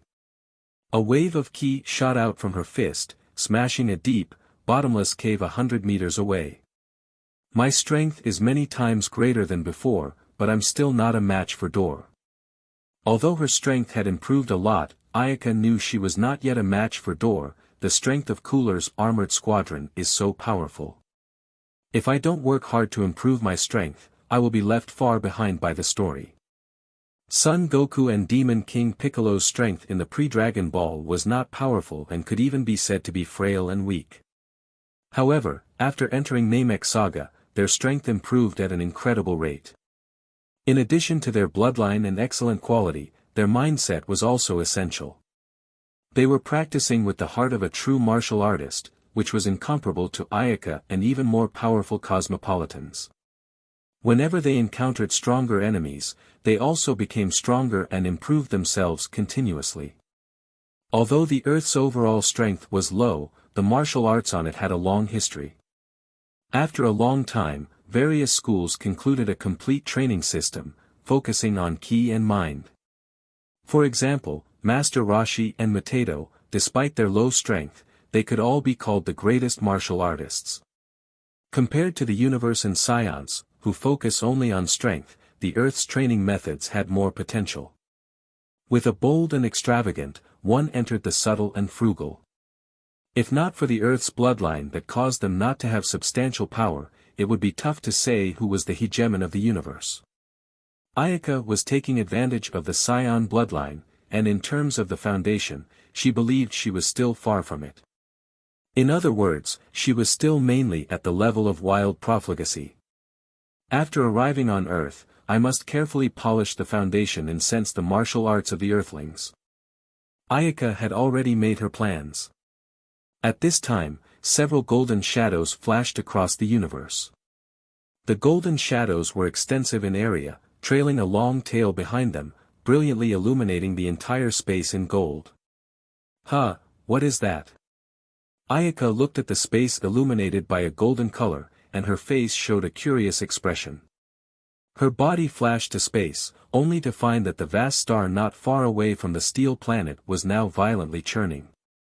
The sun's surface was scorching with fire snakes roaring uncontrollably, ejecting many energetic particles into space. Solar storm. Her eyes flashed with excitement, unexpectedly encountered a solar storm. This solar storm had obviously just begun, still in the brewing. The energy of the solar storm is violent, but the energy generated is not small. I shouldn't miss it. Ayaka looked at the solar storm that kept throwing out charged particles. Her heart was tickled, thinking about using the energy bound to absorb all this energy. Directly absorbing the particle energy emanating from the sun was very dangerous. If she weren't careful, she would be burned by its blazing heat. She wasn't superior enough to withstand the fury of a sun. However, Ayaka didn't particularly care about this. She had an immortal body. No matter how much energy, it couldn't kill her. And also, such a massive jet of solar storms was rare. If she missed it, she didn't know how long she would have to wait. Ayaka flew to a place closer to the sun, where she could absorb more of its particle energy. However, the temperature was extraordinarily high, and Ayaka felt the tingling sensation coming from the body due to the high temperature. If people in the universe who were familiar with science saw her actions at this time, they would have laughed at her for not even knowing how to write the word death. The temperature is so high. Her body was burned by the sun at close range and became red. A burst of burning pain came to her heart, but Ayaka endured the discomfort from her body and began to absorb the sun's energy using her energy bound. Puff! A large cloud of solar particles pounced on Ayaka, but her body absorbed it little by little. The feeling of absorbing solar particles was not pleasant, and Ayaka's brow tightly wrinkled.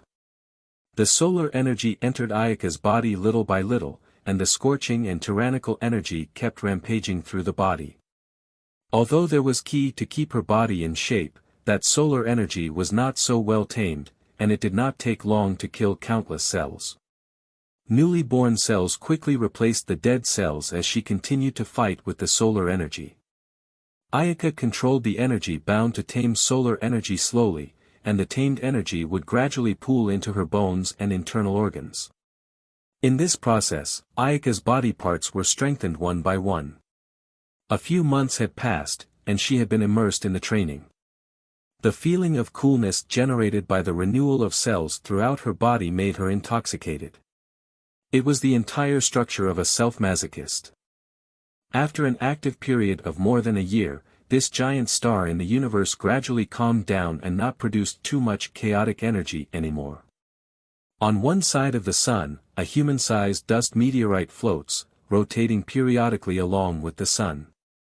Suddenly, with a click, the meteorite shuddered, and a crack opened up on it, which gradually grew until it covered all parts of the meteorite. Boom! The meteorite exploded as a 1.5 meter tall young girl appeared there. The young girl stood naked in space, making her white and pink skin exposed. Her belly was flat and smooth, and her body was athletic without losing its softness. The young girl had a petite and lovely mouth with bright eyes just right dotted on the face. Her face looked a little tender, with flaxen hair a little on the red side. A few strands of hair naturally hanging down to the chest, and that kind of haze between lowly and girl had a beautiful sense of seduction. This girl was Ayaka, who absorbed the sun's energy in space. Soon, after she entered a state of training, the dust floating in the universe slowly wrapped her up. The dust slowly began to condense under the sun's high temperature and finally turned into a meteorite. 2 years have passed. Ayaka woke up and felt her body filled with vigorous power, a feeling she enjoyed immensely. Ayaka tried to unleash her ki, and suddenly her body glowed with a golden light.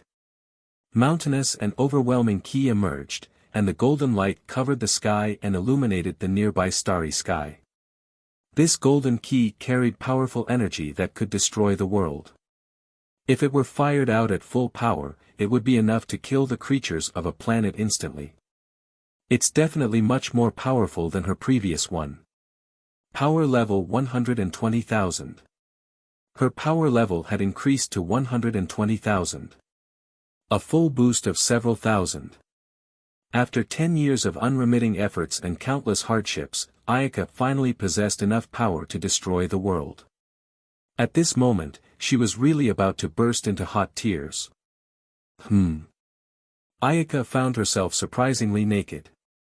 The few sets of clothes she brought from Planet Yardrat were all destroyed in the battle, and now she had no extra clothes in her hands. I need to find a set of clothes first.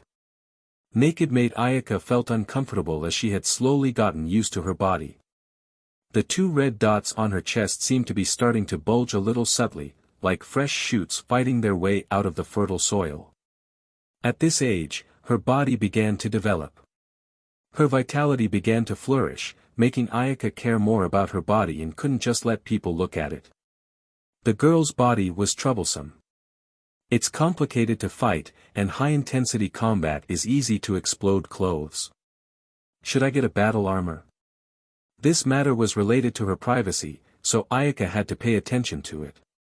However, the cosmonaut's battle armor wasn't quite in line with her aesthetics, and it felt hard to wear and was particularly ugly. The body looks so beautiful, so I can't wear such ugly clothes. Ayaka nodded. She was very proud of her looks and body proportions. She felt that the casual outfit with skirts and pants that an 18-years-old usually wears was quite good. Unfortunately, it was not strong enough. Earth, an azure planet located in the southern part of the North area. Earth was a low-level planet, a planet that wasn't put in the eyes of any race. The humans on Earth were only dregs with a power level of only a dozen, even if they were armed with firearms. However, this planet shouldn't be underestimated because there was a profound martial arts heritage on such an insignificant planet. It only needed a key to open the door, and it could shock the whole universe. 6 years ago, when a Saiyan child descended on this planet in a spaceship, it was destined to become extraordinary. Ayaka teleported to a small village located in the northern hemisphere. She first had to take a few sets of clothes suitable for her to wear. When she came to the backyard of a villager's house, she secretly took away several sets of girls' clothes hanging on a bamboo pole when the owner wasn't looking and then hid to wear them. As she walked down the street, the pedestrians passing turned to look at her with astonishment in their eyes. Either men or women, they all valued her appearance. Ayaka looked at the various goods displayed in the store. When she wanted to buy, she realized that she didn't have Earth's currency and suddenly remembered that she had spent all these years in training and basically had no money. If not for the memories of her previous life, according to her growth trajectory, it was guaranteed that once she came to Earth without knowing anything, there was a great possibility that she would become a robber with excellent power level. Wow! What a beautiful little sister. Do you want to play with these senior brothers? Ayaka frowned slightly. She didn't like this kind of provocative questioning and looked up to see 4 young men with colored hair blocking her way. One of the gangsters saw Ayaka's beautiful face and reached out a hand to touch her. Ayaka avoided the punk's hand with a light dodge.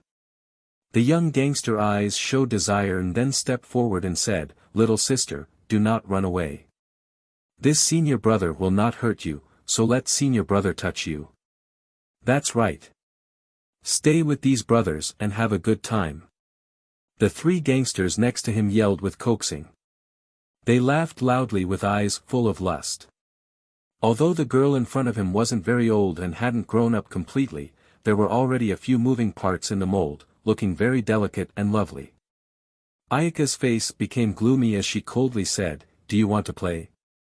I will let you play well." As soon as she finished, she took the 4 gangsters' hands and launched instant transmission, bringing them to a forest. "Ah, where is this place?" The gangsters shouted in fear when they saw that they had suddenly arrived in a strange place. "I'll make you guys play well." A cold smile appeared on the corner of Ayaka's mouth, and she slightly exerted a bit of ki. Suddenly, a powerful aura rose from beneath her feet. Bang! The ground where Ayaka stood sank a meter. It shook violently, and the clouds in the sky dissipated in a flash. The ground beneath her feet was utterly unrecognizable and became potholes covered with gullies. The 4 gangsters were stunned by the sight in front of them, shouting and begging for mercy, "Young lady, forgive us. We won't dare to do it again. Forgive us," they said and kowtowed repeatedly. Ayaka looked at them coldly and said with a grim face, "Bring out all the valuable things you have on you." The gangsters looked at each other but didn't dare to disobey, so they quickly handed over all the money they had to Ayaka. Ayaka took the money and counted it, and found that there was 300,000 cash. "You have quite a lot of money on you. It seems that you're a son of a rich family." She then launched an instant transmission and disappeared in front of the eyes of the gangsters. She didn't care about the death of the gangsters. Seeing Ayaka disappeared, the gangsters came back to their senses and looked at the forest that Ayaka had easily destroyed. Their minds were still unsettled. They looked at each other with a look of horror in their eyes, and then a few of them hit the guy who had just molested Ayaka. "I told you not to mess with a monster like that. How do you expect us to go back now?" Ayaka went back to the city and got a room in a hotel. She then took a nice hot bath to wash away all the sweat and stench from her body. At this time, she found that the currency on Earth was similar to the yuan's purchasing power in the previous world. After ordering the waiter to buy a few clothes for young girls, Ayaka went into the barber store to fix her hair. Ayaka had the barber gave her a small chopped haircut. However, instead of cutting it all to pieces, she left a cluster of long hair tied into a pigtail that hung down to her back, with two slightly reddish hairs hanging on her chest. She liked Maya Kurosaki's hairstyle in To Love Ru Darkness. With her hair color being flaxen on the red side, she resembled Maya Kurosaki's red hair. Putting on the blue striped casual shirt and denim skirt pants that the waiter brought, Ayaka also bought a pendant to wear around her neck, making her whole body instantly become youthful and beautiful. Ayaka struck a few poses in the mirror as she was almost mesmerized by herself. Suddenly, Ayaka snapped out of it. She touched her cheek and mused, after all that time, I seem to have adapted somewhat to life in Dragon Ball. But it seems to be not too bad, she grinned at the mirror. After a good night's rest in the hotel, Ayaka came to the Capsule Corporation on the next day. She wanted to purchase some tools for wildlife. The capsule was a high-tech product developed by a company affiliated with Bulma's family, and the tiny capsule could hold motorcycles, cars, airplanes, and houses. After simply purchasing a set of double-decker houses and several pieces of electrical equipment such as refrigerators and color TVs, the money robbed from the gangsters was almost spent. This money is not well spent. With one hand, she picked up the box filled with capsules and found that there was very little money left in her hand. Earth was different from the planet Ayaka had stayed in the past. Here, money was indispensable, I need to get some more money as soon as possible. Walking down the street, she didn't carry anything in her hands. The few sets of clothes she had the waitress bought had all been loaded into the capsule. Ayaka was looking to get some money when suddenly, she saw a jewelry store in front of her. Right, there is a place full of gold and silver treasures hidden in the Dragon Ball world. Ayaka remembered Son Goku when he was dealing with the Red Ribbon Army. He once entered a pirate's treasure trove filled with gold and silver treasures along with General Blue of the Red Ribbon Army. Unfortunately, so many treasures in the original story ended up sinking into the sea. Since I'm here, these treasures will be received unceremoniously. Ayaka's body flashed, disappearing from the street. Fortunately, there was no pedestrian on the street, otherwise, people would be stunned to see a person suddenly disappear. Ayaka flew above the ocean, looking at the waves. She looked for the blue sea, searching according to her memory, it should be around here. After flying around the entire ocean for a few weeks, Ayaka roughly judged the location. Her body then swooped down and, poof, into the bottom of the sea. With the impressions from her memory, she quickly found the entrance to the treasure trove. I'm fortunate. The chance of finding this entrance is quite low. Phew. Ayaka burrowed out of the seawater and came to an enclosed underwater space. This place should be carefully arranged by the pirates because there were traps set up everywhere. In Ayaka's memory, Son Goku and General Blue suffered many attacks when they came here, and there were several robots inside guarding the treasure. After avoiding heavy traps and robot guards, Ayaka came to the treasure pile in front of the chamber. It had a thick stone door in front of it, and behind the door was the chamber where the treasure was piled. After pushed open the stone door, Ayaka walked in with a smile on his face. The chamber was filled with gold and silver treasures. These were the fruit of years of looting by pirates. Ayaka took out the box that had been prepared and put the treasures inside. Among these treasures, Ayaka didn't find any Dragon Ball like in the original story, but she didn't mind it. In the original story, the Dragon Ball was found by Son Goku when he was looking for the 4-star after summoning Shenron for more than a year. It should be when the pirates found it and brought it to the bottom of the sea. Looking at the chamber that had been carried empty, Ayaka showed a wry look on her face. She then teleported away from the bottom of the sea. If the pirates saw their years of savings were carried empty, I'm afraid they will be angry and vomit blood. Ayaka came to the big city. She took a huge scale of gold and silver to the big jewelry store. She went to the big store because she was afraid that the smaller store couldn't handle so many of her goods. However, the waiter was still shocked and Ayaka took out the mountains of gold and silver. At first, the waiter looked at her as a child and didn't believe that she was here to sell something. However, after looking at the gold and silver piled up all over the hall, sweat ran down her face. She didn't wipe out the treasury, did she? The actual situation was similar to what the waiter thought. Ayaka didn't wipe the treasury, but she emptied all the pirate savings. Watching the entire gold and silver, the waiters were busy counting the number while Ayaka was lying comfortably in the VIP room, holding a drink in her hand and sipping. Finally, the store owner handed 2 bank cards to Ayaka as he wiped his sweat and trembled. "Miss, you brought 11 tons of gold, 18 tons of silver. Including the jewelry, you have a total of 3.67 billion zeni." Ayaka smiled and took the 2 cards. With these, she didn't have to worry about money in the future. One of the 2 cards held 3.6 billion, and the other contained 70 million, both with worldwide access. After leaving the store, Ayaka went to the seafood market, ready to buy a few tons of fish. Ayaka intended to go to Korin Tower and exchange the fish for some senzu beans from Korin. In her mind, Korin should like to eat fish. Moreover, many Dragon Ball fanfiction had talked about taking fish to exchange for senzu beans with Korin. Whether it was true or not, these fish weren't worth much money anyway, so why not go ahead and try? The senzu beans didn't reflect much value in the early Dragon Ball story, except that they could make people full. However, at a later stage, it had become a life-saving magic weapon. Not only could it quickly return physical strength, but also instantly cure any injury. Unfortunately, the fat man, Yajirobe, overate it in the early stages, causing a severe shortage of senzu beans in the late Dragon Ball. Otherwise, Son Goku and others wouldn't have to fight for it. Ayaka had an immortal body, and her recovery ability was powerful. She wouldn't need senzu beans. However, not everyone had the same physique as her.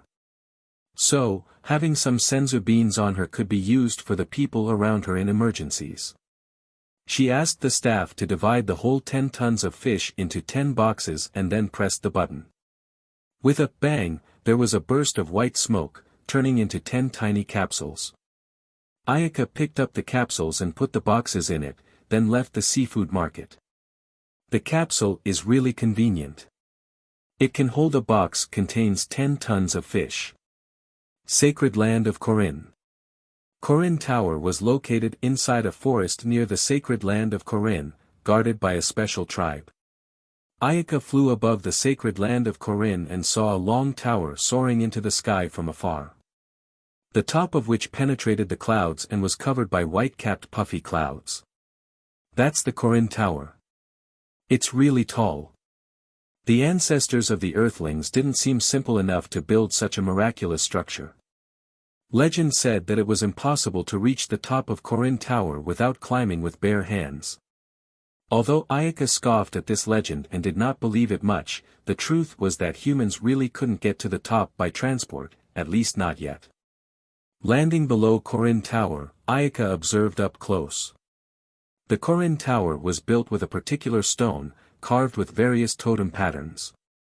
Those totems might be the ancient human belief in the gods. Legend said that Korin inhabited the top of the tower. As long as one climbed to the top of the tower to get the Korin's approval, one could take the sacred water to enhance their strength. This made many martial artists come to Korin to challenge the Korin Tower, giving Korin Tower a reputation as a sacred place. Immortals did exist at the top of the tower, but Ayaka knew that Korin lived for an unknown number of years. It had lived in Korin Tower even before God. Stop right there. Who are you? A man's voice came from behind her. Ayaka saw a Karina with stripes painted on his face, holding a bow and arrow, coming out of the forest. Is that Bora, the village chief, father of Upa? Ayaka knew Bora. The #1 assassin in the world, mercenary Tao, killed him when he was protecting Korin Tower, and then Son Goku used the Dragon Ball's power to revive him. At this time, Bora was still relatively young. Behind him, a Karina woman, carrying a baby in her arms. They should be Upa and his mother. After Ayaka's explanation, Bora put down the bow and arrow in his hand. Bora's heart was full of good feelings for the girl who came to challenge Korin Tower at such a young age. After teasing Upa, who was still sleeping peacefully in his swaddling clothes, Ayaka said goodbye to the Bora family and marched to Korin Tower. Ayaka faced towards Korin Tower. With a whoosh, she rushed into the sky with a strong shock wave and soon disappeared in the white clouds. Below, Bora and his family were dumbfounded. They looked at the sky and lost sight of Ayaka. They couldn't imagine that such a small girl had such a strong power. After a long time, Bora closed his mouth, looking at his wife incredulously said, "That girl, perhaps she can meet immortal Korin." Yes, if only Upa could be as powerful as her in the future. Passing through a white cloud, Ayaka soon saw the top of the flat, spherical tower located overhead. Almost there. Ayaka revealed a smile, and with a burst of energy, a stream of air spurted out from under her feet.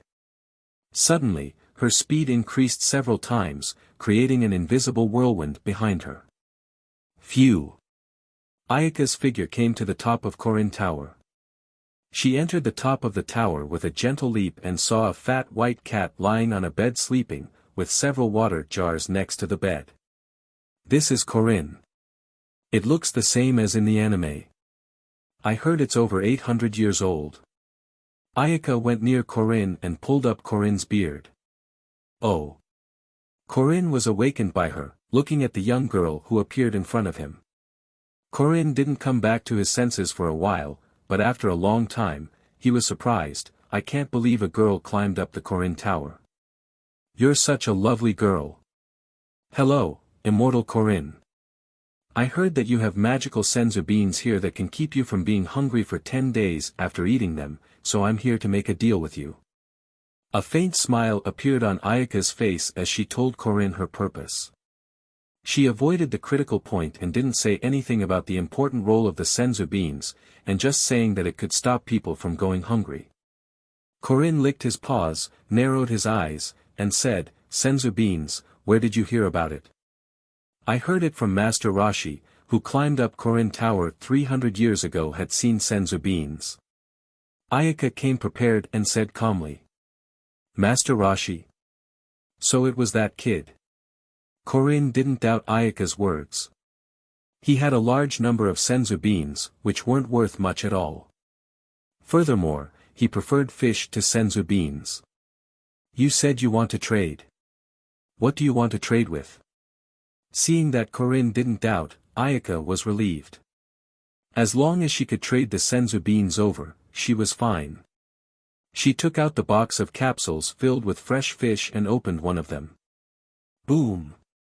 White smoke rose, and a large box of fish appeared there. "This is a ton of fresh fish, and I have 9 more capsules here with different kinds of fish." Korin dropped the crutch in his hand and pounced next to the box, sniffing it with his nose. "How do you want to trade it?" "Senzu beans are very precious. 1 ton of fish for 10,000 senzu beans. I have 10 tons here, so you give me 100,000 senzu beans," she said and brought out the other 9 capsules. Korin's body flashed and snatched the capsules from Ayaka's hand, as fast as a gust of wind. After keeping the capsules with fresh fish close to him, Korin went to the store and searched through the boxes. He finally found a jar of senzu beans in a nook and corner. He then looked at Ayaka, who was dumbfounded. What a disgrace to the gods. After receiving a jar of senzu beans, Ayaka didn't bother to count them carefully because it looked like the number was more than 100,000.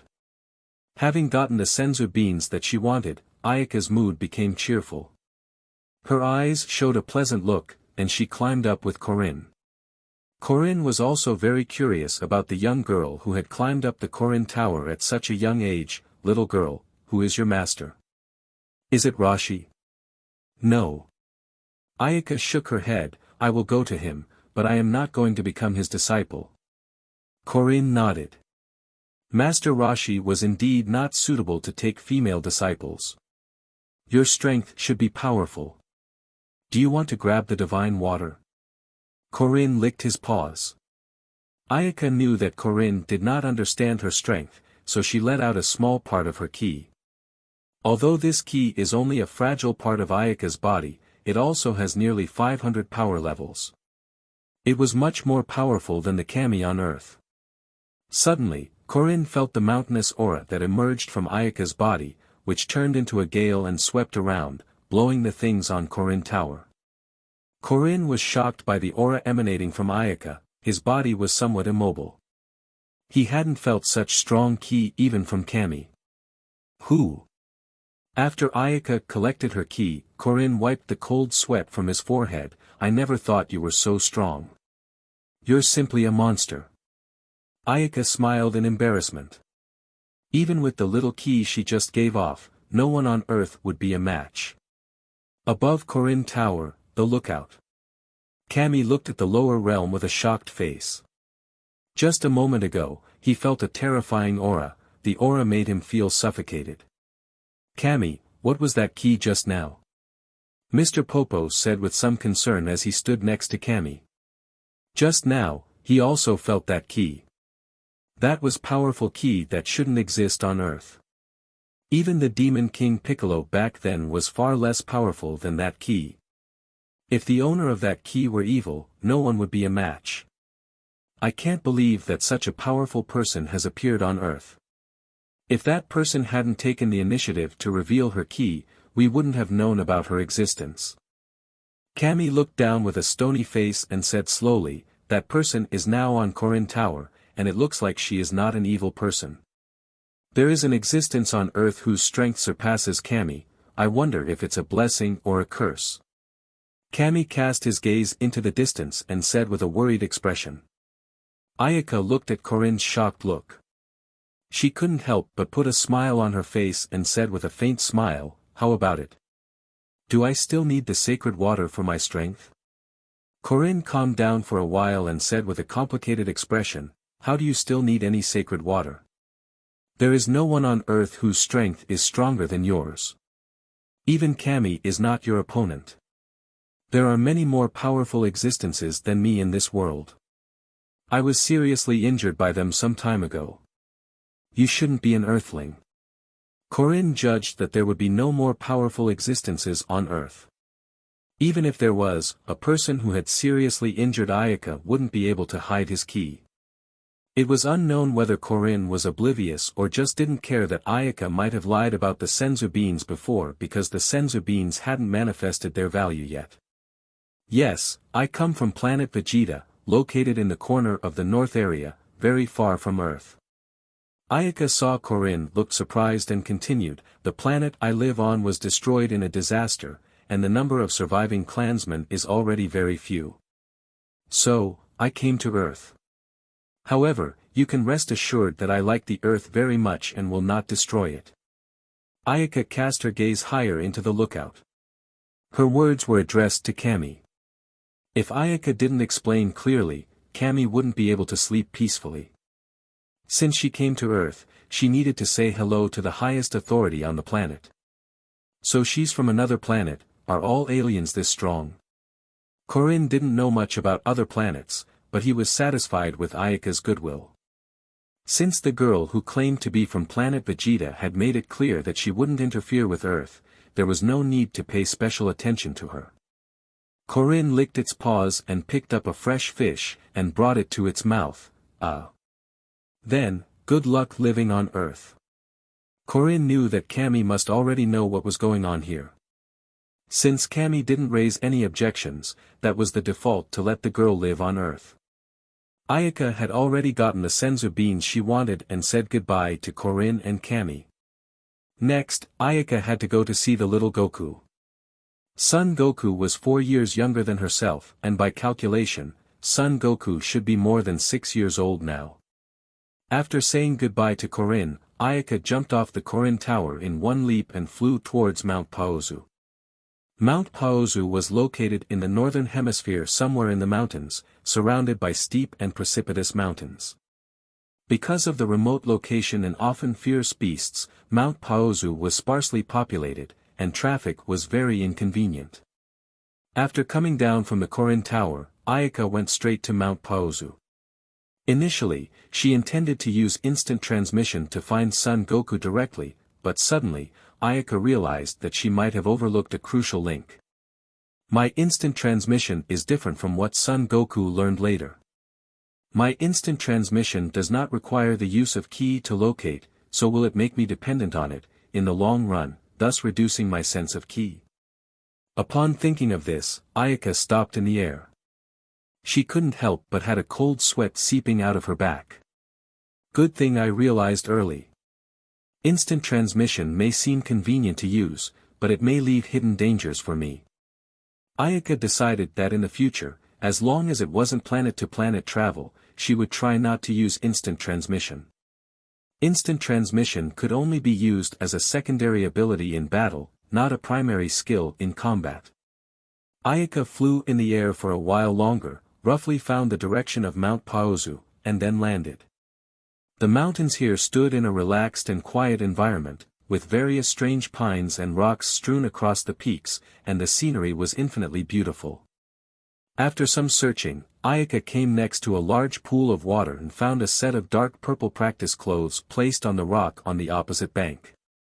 These clothes are Son Goku's, it seems that he is in this neighborhood. Ayaka leaped to the opposite rock. She took out a cloth in her hand, spread it on the ground, and then sat on the ground, waited for Son Goku to arrive. Demon, who are you? A crisp voice came from a naked child dragging a large fish tens of times larger than him in his hand. He was startled after seeing Ayaka and quickly leaped backward alertly. This is Son Goku. His mind is really simple, too cute. However, his strength is still feeble. His power level is only 15. Ayaka looked at Son Goku with a smile as she sized up Son Goku and said, I'm not a demon, I'm human. Son Goku had never seen anyone other than his grandfather and even less knew what a woman looked like. Suddenly, when he saw Ayaka, who looked different from him, he took her for a demon. Son Goku threw away the big fish in his hand and stared with a wary face, nonsense. If you're human, how come you don't look like me? Ayaka lost her voice and laughed. She couldn't imagine that she was subjected to the same experience as Bulma. Son Goku was too innocent of distinguishing between a man and a woman. Well, you're a boy, and I'm a girl, of course, we look different. Woman? Son Goku listened to Ayaka's explanation. There was some confusion in his heart, and his gaze towards Ayaka remained unrelaxed. Yes, men and women are looking different. Didn't your grandfather tell you that? Son Goku suddenly realized. He remembered what his grandfather had told him, really, grandfather had mentioned it to me, so you are a woman. Son Goku said and walked around Ayaka, but he found that Ayaka did not have a tail. Why do you not have a tail? Moreover, your hair is also long. Ayaka felt a burst of speechless when Son Goku surrounded her. She couldn't help but laugh lightly after hearing his words, not everyone has a tail like you. There were some men and women without tails out there. Son Goku remembered that his grandfather didn't have a tail and believed Ayaka's words. Ayaka picked up the clothes on the ground for Son Goku to put on. After rustling his clothes, Son Goku asked curiously, my name is Son Goku. What is your name? Ayaka thought about it for a while and said, Ayaka. You can call me Ayaka. Of course. You can also call me sister. Ayaka thought it was very appropriate to let Son Goku call her sister. Well, I'm 4 years older than Son Goku, and we both have the Saiyan bloodline. I'll live with him from a young age and lay the foundation, so letting him call me sister is right. Sister.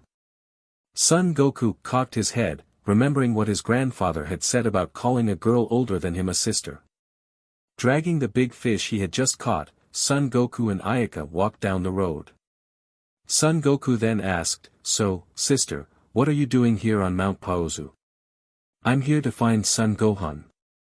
Ayaka couldn't say she was here to find him, so she moved to Son Gohan. Moreover, looking at Son Goku's simple appearance, she doubted whether he understood the meaning of sister. You came to look for Grandpa? Son Goku's eyes were a little bleak. Grandpa died a year ago. Ayaka remembered the story. When she saw that he was a bit depressed, she said comfortingly, I'm sorry. I did not know that your grandfather has passed away. Your grandfather once helped me. Since he is no longer here, then I will take care of you in the future. She took this opportunity to climb up the pole and made an essential connection with the protagonist. Will sister live with me in the future? Son Goku asked happily. Yes, from now on, I will take care of you. Let me tell you, my strength is powerful. I can help you train in the future. Upon hearing Ayaka say that she was powerful and could help him train, Son Goku frowned in disbelief and said, My grandfather trained me since I was a child. How can you be stronger than me? Well, because I'm a sister. Of course, a sister should be stronger than her brother. Ayaka jokingly knocked Son Goku's head, causing Son Goku to shout with great dissatisfaction. The two of them quickly became familiar with each other. Soon, they arrived at the residence located at the top of Mount Paozu. Son Goku's home was made of a large, high-quality, and durable material. It was a four-square hut made of bricks and tiles, and the four corners of the roof of the house were high up, making it a place full of Chinese atmosphere. The house was surrounded by bamboo and cedar trees, and the wind blew on the sound of instigation. There was a large piece of open space in front of the house, which should be where Son Goku practiced his martial arts, with firewood piled up on the side. Son Goku dropped the fish in his hands, ran inside the room, bowing to the Dragon Ball placed in front of the incense niche. Ayaka saw the incense niche placed on the mat in front of the 4-star Dragon Ball, next to a red stick. This was the 4-star Dragon Ball and power pole, and Son Goku still thought the 4-star Dragon Ball was his grandfather. Ayaka followed the salute to respect Son Gohan, the martial artist. Son Goku jumped up and ran to the open space in front of the house. He then removed the scales and guts from the big fish he caught and started preparing to set up firewood. I'm starving. Today I'm treating my sister a grilled fish. Ayaka looked at Son Goku skillfully scaled and gutted the fish and set up firewood. Her face couldn't help but show a smile. With the Saiyan blood, the children seemed to be very good at survival skills. Not only her but Son Goku as well. This was probably the characteristics of the warrior race. Otherwise, how dare they send young babies to a strange alien planet? When the firewood was set up, Son Goku ran back to the house to look for tools to start the fire. However, after Son Goku searched for a while, he could not find anything to start the fire, so Ayaka shouted to the house, Goku, no need to look, I'll help you light the fire. Son Goku came out of the house, embarrassed. He scratched his head with his hand and said, Sister, I forgot where I put the matches. Ayaka shook her head helplessly. She turned her finger to the stacked firewood, and with a little use of ki, a light blue ki wave was released. Poof! The ki wave hit the firewood, emitted a slight bursting sound, and the pile of firewood immediately burst into flames.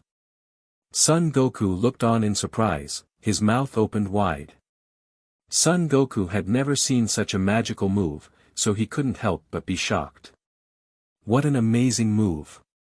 He jumped up and said, imitating Ayaka's action just now. He stretched out his fingers and pointed around hard, but he couldn't send out a ki wave as Ayaka did. Ayaka knew that this was because Son Goku's body didn't have enough ki and couldn't send out ki waves yet. She then went up and said with a smile, this is the use of ki. Your body's ki is very weak, so you can't make this move yet. First of all, you have to make your ki strong. If you want to learn, sister can teach you. Son Goku was busy nodding. He now believed that the sister's strength in front of him was far above him, so he was delighted that Ayaka was willing to teach him to practice. Oh, I'm so full. I can't eat anymore. Son Goku said with a satisfied look as he patted his bloated and bulging belly. A several-meter-long fish was almost all wiped out by him alone, while Ayaka only ate a small amount. It was strange, Ayaka used to eat as much as Son Goku, but since she practiced the energy bound, she ate less and less. Now, she was just like a normal girl, and sometimes she didn't even have to eat. Am I going to be able to stop eating? Ayaka was startled. Immortality, if coupled with the incarnation, was it going to turn one into a god? Ayaka was shocked by her thoughts. Did she unknowingly have almost become a god? Ayaka quickly came back to her senses. She was already much more powerful than Kami. It wasn't too exaggerated to say that she was a god. After dinner, the sky had darkened. There was only one bed inside Son Goku's room. After all, Ayaka was a girl, and although Son Goku was still young, sleeping in the same bed with him felt a little strange. So she was ready to take out the capsule house she had purchased. To not make sure that Son Goku didn't make a fuss about it, Ayaka also made a special effort to explain some general knowledge about the outside world. However, when she threw out the capsule, Son Goku was still stunned with his mouth shouting demonic magic. Finally, Ayaka dragged the reluctant Son Goku into her house, then put hot water on him and let Son Goku bathe himself in it. Sister. Son Goku ran into Ayaka's room naked. I don't know how to use those things. Ayaka listened and thought about it, so she took Son Goku into the bathroom, rubbed body wash on him, and began to bathe him. After washing Son Goku's clean, Ayaka took out a set of pajamas and had Son Goku put them on, then told him to go to a room and sleep. Ayaka soaked in the bathtub with a burst of amusement in her heart. What I'm doing now is what Bulma did later on. After washing away the sweat stains, Ayaka put on pajamas to lie comfortably in bed, mentally planning the road. The night was hazy, surrounded by silence. Occasionally, there was the chirping of small insects. Suddenly, Ayaka remembered a plot in the original story when Son Goku ran into Bulma's room at night and stripped Bulma's underwear. At first, Bulma didn't know, but eventually, Master Roshi, that lecherous old man, saw everything. Upon thinking about Son Goku's bad records, Ayaka rushed up to lock the door. I almost forgot that episode. Son Goku was still young, he doesn't know that those things can't be done to girls. It seems that in addition to training Son Goku, I have to strengthen his education on the concept of life. The next day, at dawn, the crackling sound of fist pumping came to her ears. It was early in the morning when Ayaka yawned because she was disturbed by the sound of punching. She then walked out of the room with sleepy eyes and saw Son Goku already exercising in the open space.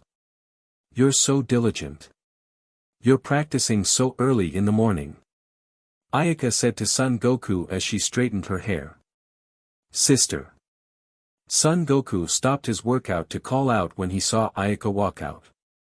Ayaka nodded with a faint smile and asked, "How did you sleep last night?" "I slept great, but that bed is too soft. It's a little uncomfortable." Son Goku rubbed the back of his head with his hand and said with a naive smile, "I'll go prepare breakfast and call you later to eat." After saying that, she went into the kitchen.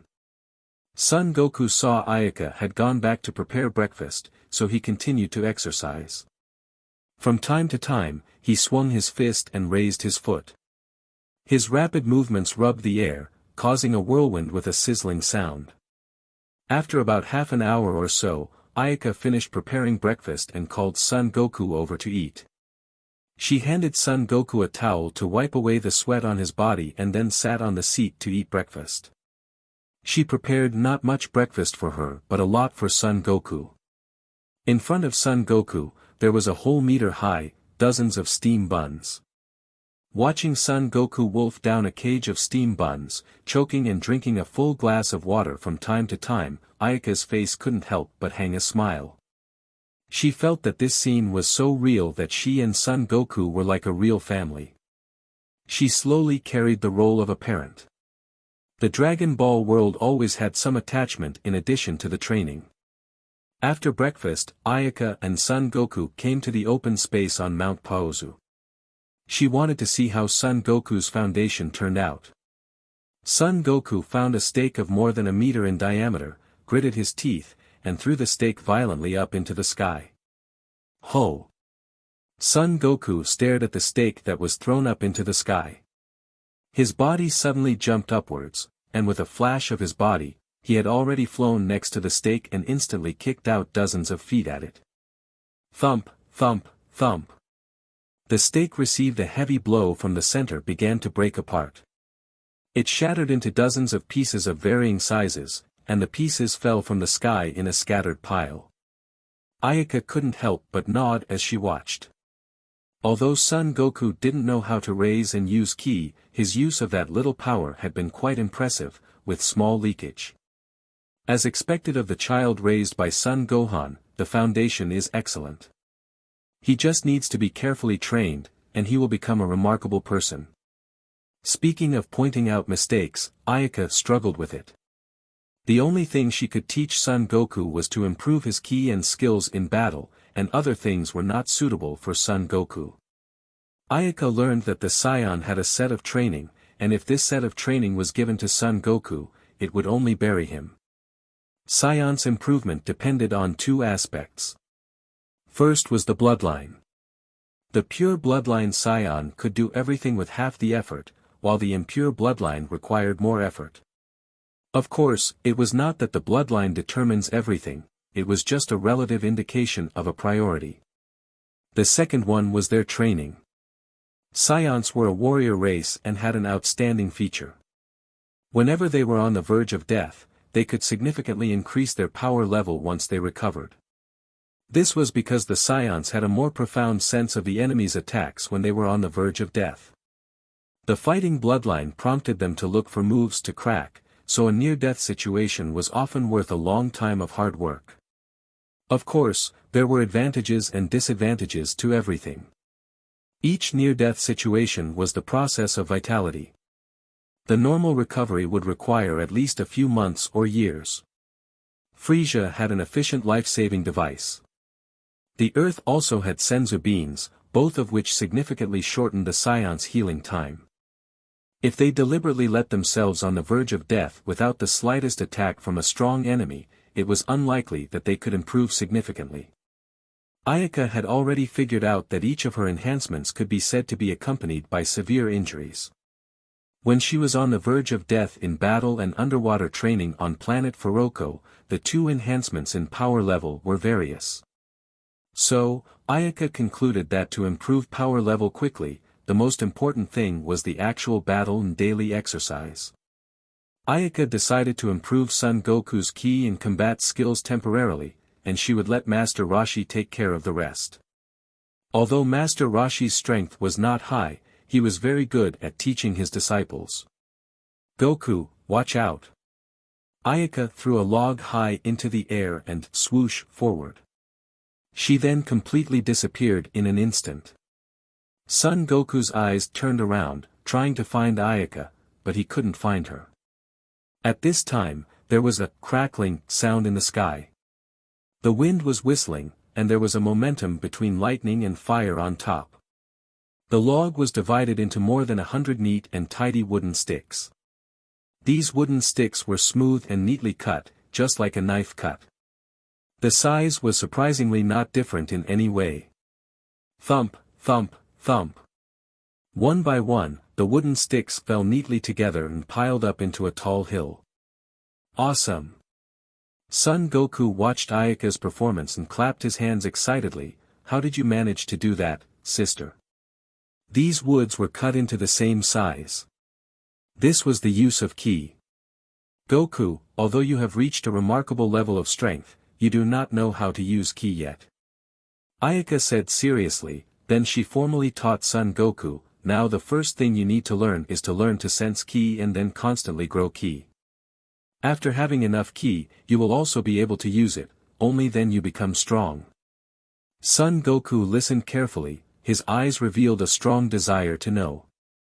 Seeing Son Goku's expression, Ayaka nodded in satisfaction. Close your eyes and don't think about anything, let yourself be at peace and sense your body with your heart. Then gather your attention up and feel the changes in your body carefully. Son Goku quickly achieved mindfulness, trying hard to sense his body's ki. Perhaps because of his unique purity, Son Goku sensed the presence of ki faster than Ayaka did at first, making him couldn't help but shout with joy, "Really? There seems to be a hot thing inside my body. Be serious, and do not talk much." Ayaka reprimanded nonchalantly, putting a hand to Son Goku's chest to help him grasp the presence of ki more quickly. Although Son Goku's physical qualifications weren't excellent, and he couldn't hold a vast amount of power at once, his comprehension was perfect and ideal for practicing the Earth's mastery of ki. In just a few days, Son Goku had already mastered the ki in his body. Although this ki was still very weak and couldn't shoot ki wave, these few days had let Son Goku feel his body's changes. After each practice, he would feel his body warm, and from time to time, there was a flow of air inside his body. He heard Ayaka said that as long as he had enough ki, she would teach him many techniques. So, every time he thought he could learn Ayaka's techniques, Son Goku would jump up and down with excitement. As the days went by, it had been nearly a year since Ayaka had moved to Mount Paozu. This year, in addition to teaching Son Goku about the knowledge of ki, Ayaka taught him some simple cultural knowledge. So, at least he could be a better person than he was in the original story. Besides, Ayaka also didn't slacken in her training. Although the growth of strength slowed down after coming to Earth, she was still on a steady rise. If you enjoyed this video, be sure to like, subscribe, and hit the notification bell to keep you updated for future uploads.